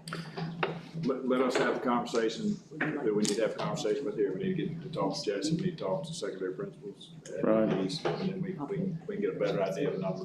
Yeah. And I think to Jason's point, if one of our baseball coaches knows that the away team is gonna have that device, they don't have to carry ours with them. If we know we're going to facilities that they don't, then we have to load it on the bus and we gotta take it with us. And that might be a little extra at first, but it should be something that becomes pretty seamless. Part of They your. can do something other than eat lunch at these regional meetings. When they're scheduling, you know, and when you do the schedule, when you talk to somebody and say, well, okay, we're gonna play this date, you have an AD or not? Yes, they put a check beside that, and then when they get ready to leave, that box has got a check in. And you probably, you know, you probably figure out with Jessie what she thinks, you know, is that something that's within 60 seconds of the playing field, you know, whatever that number is. You know, say 60 because 4 minutes is an issue and, you know. Yeah. When you can do compression, so you get it there, but it's gotta be pretty fast. Again. So, Let's have this conversation, we'll get that back to you as quick as we can. Okay. One other item. Bring that up. We did put out a bid for the PA system upgrade at Narrows Elementary and fixing the one at Narrows High School, because that was included in the school safety grant funding from the state back in August. Mike has costs he can share with you. So we put out an RFP in conjunction with ZMM and for our intercom system upgrade and improvements. We received 2 bids, and one was $90,114.92. The other one was $120,000 and $120,192. We have a total in our security grant of $110,000 to spend. We did not receive a bid on Nares High School. Both vendors declared that a proprietary system and would not bid on it. So, I heard you learned how to use it, Lisa. Yeah, a little difficult there. it's actually a Valcom system. Both systems are made by Valcom and rebranded Simplex. But even the Valcom dealers would not do anything for Nares. A proprietary system. I talked to Kevin White, who is managing the grant, and we are going to next year turn around and put Nares High School in for the same refurbishing as we are at Nares. Kevin will use the additional funds, the $20,000, to do additional other security measures. So we just need to know which way you folks would like to go. Mr. Gautier did want an update of his clocks. If we do the clocks, that would actually have to come out of our general budget. The security grant will not pay for that. The clocks came in $33,000 for the clocks.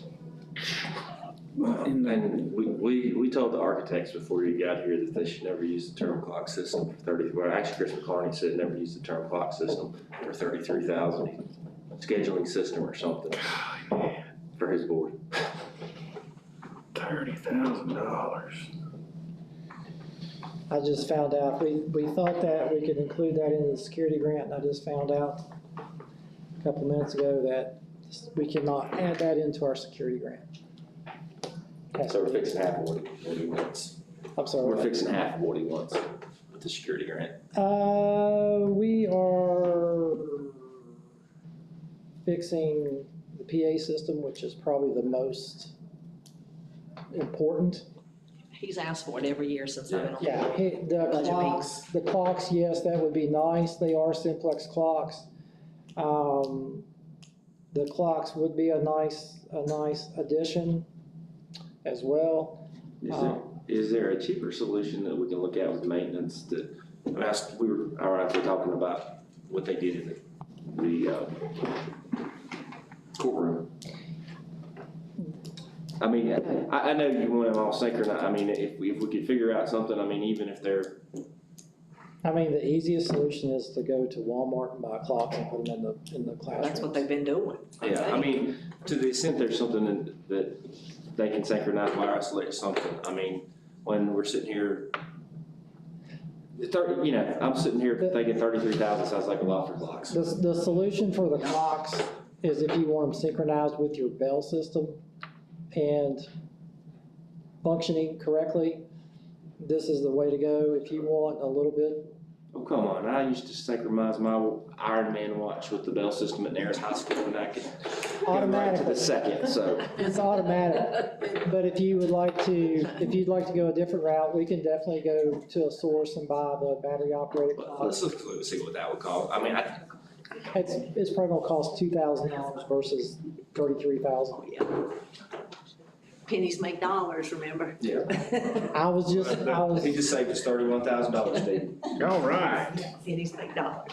That was obviously, we didn't commit to anything, but Mr. Gautier did request the synchronized clocks, and so we wanted to throw that into the bid as well, but we can definitely look at a different alternative. And it might be that we could actually just do, these are clocks in every classroom and the hallway.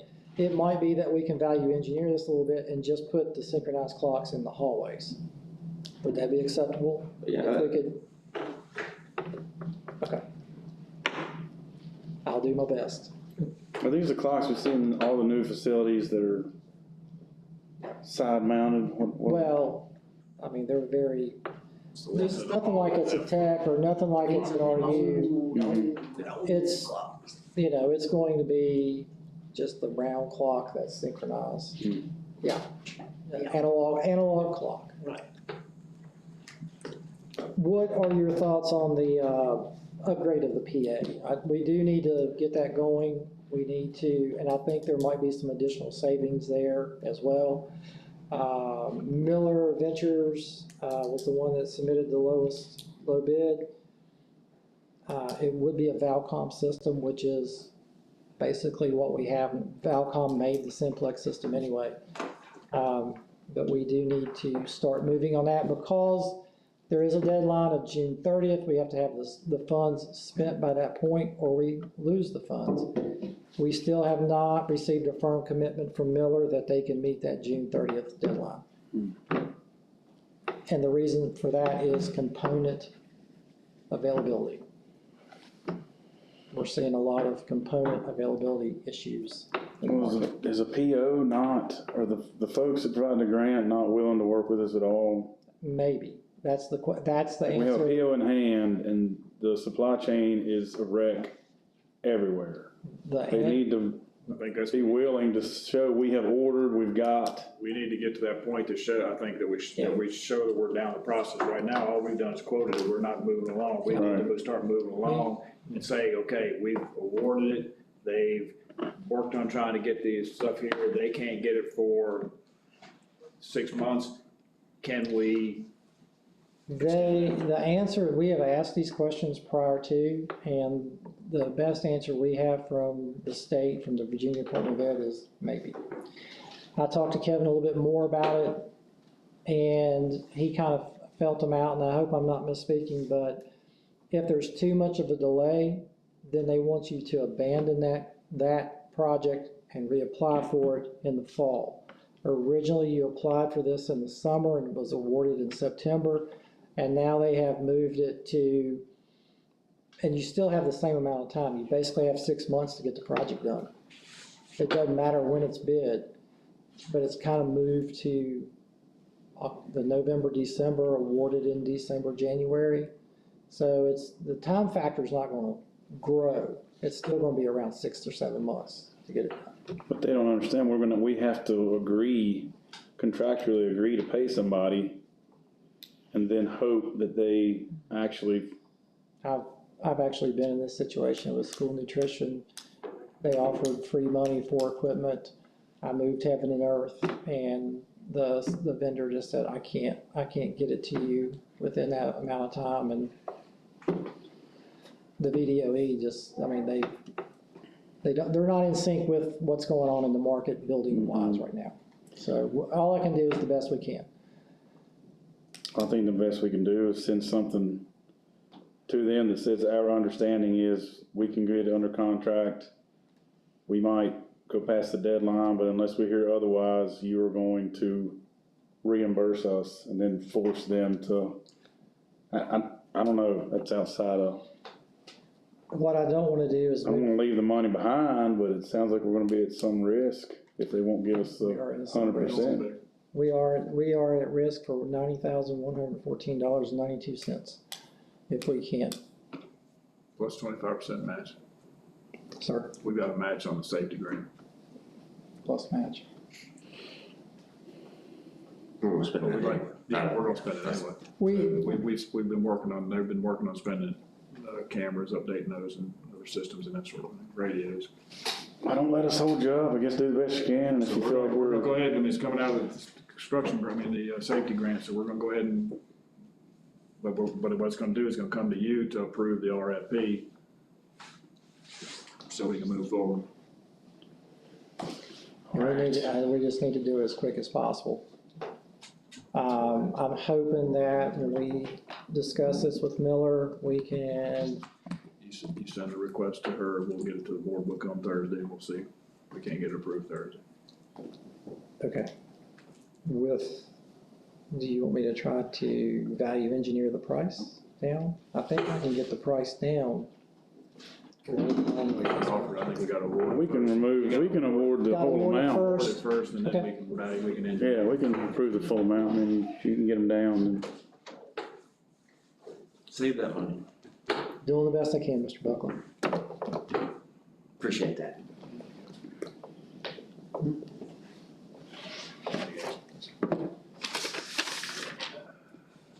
I don't think I have anything else, Mr. Steele. I do believe that I was told, believe we want to go to closed session. I have one more ththing that just, and we don't need to take any action on it, just a question that was posed to me from one of the elementary schools.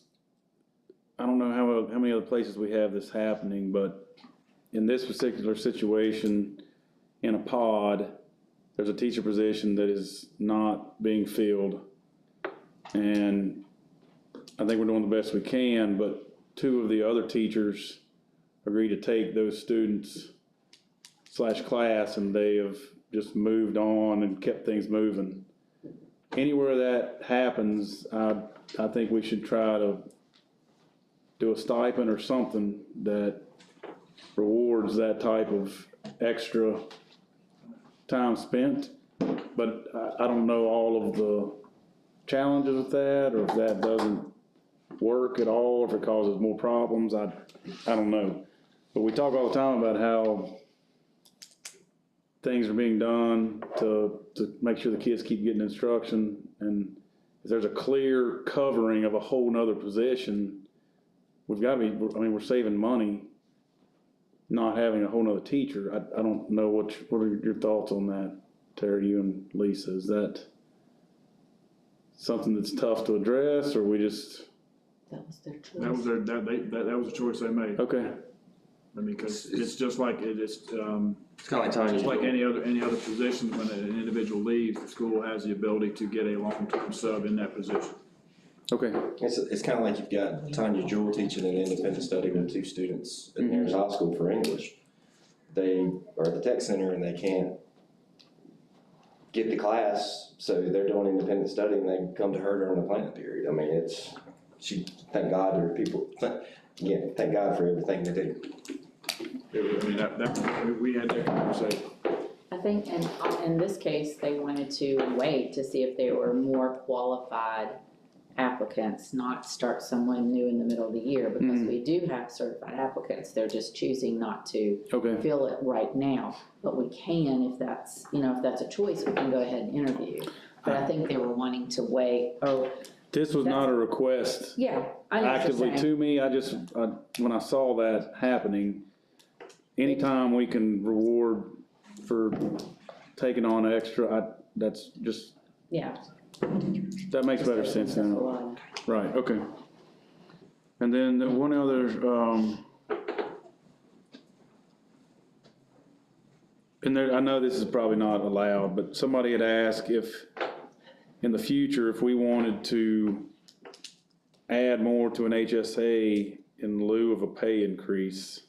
That's probably not legally allowed. Is that something that we could do? We'd have to have, and I need to ask Barbara, she can speak to it better than I can probably, but we'd have to evaluate to see what, there probably is a limit on what you can put in an HSA for a year. It's $5,000 a year or I something. forget what that dollar amount is. So I don't know that we can, I mean, if we upped it and the employees putting money in as well, I mean, we'd have to evaluate what that, and I wouldn't normally raise my hand, but this is what I do for a living. There is a limit, and a lot of employers will ask the same question. You know, can we give them more in their paycheck if they're not taking a benefit, or give them more in their HSA if they're not gonna do that? When you start moving those buckets of money to a contribution to an HSA versus a contribution where you're paying for someone's benefit versus payroll, there are tax implications to all of that as well. And then if someone changes their mind, what do you do at that point too? So there's a lot of things to consider. I don't think that would be included with VRS.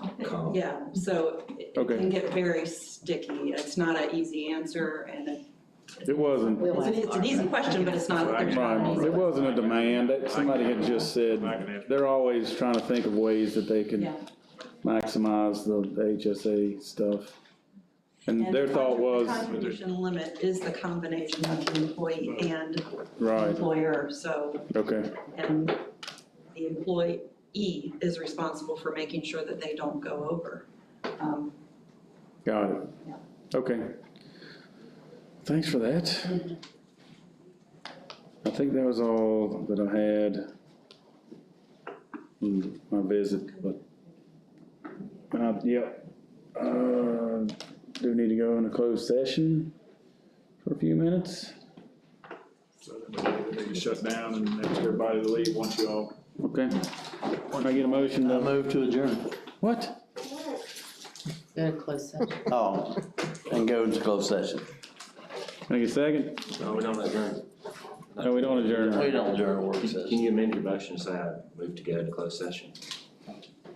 I move to go into closed session. Thank you, Ms. Wood. What are we discussing? Personnel matters. We go to Personnel matters only. I got a motion, a second, to go into closed session to discuss personnel matters. All those in favor?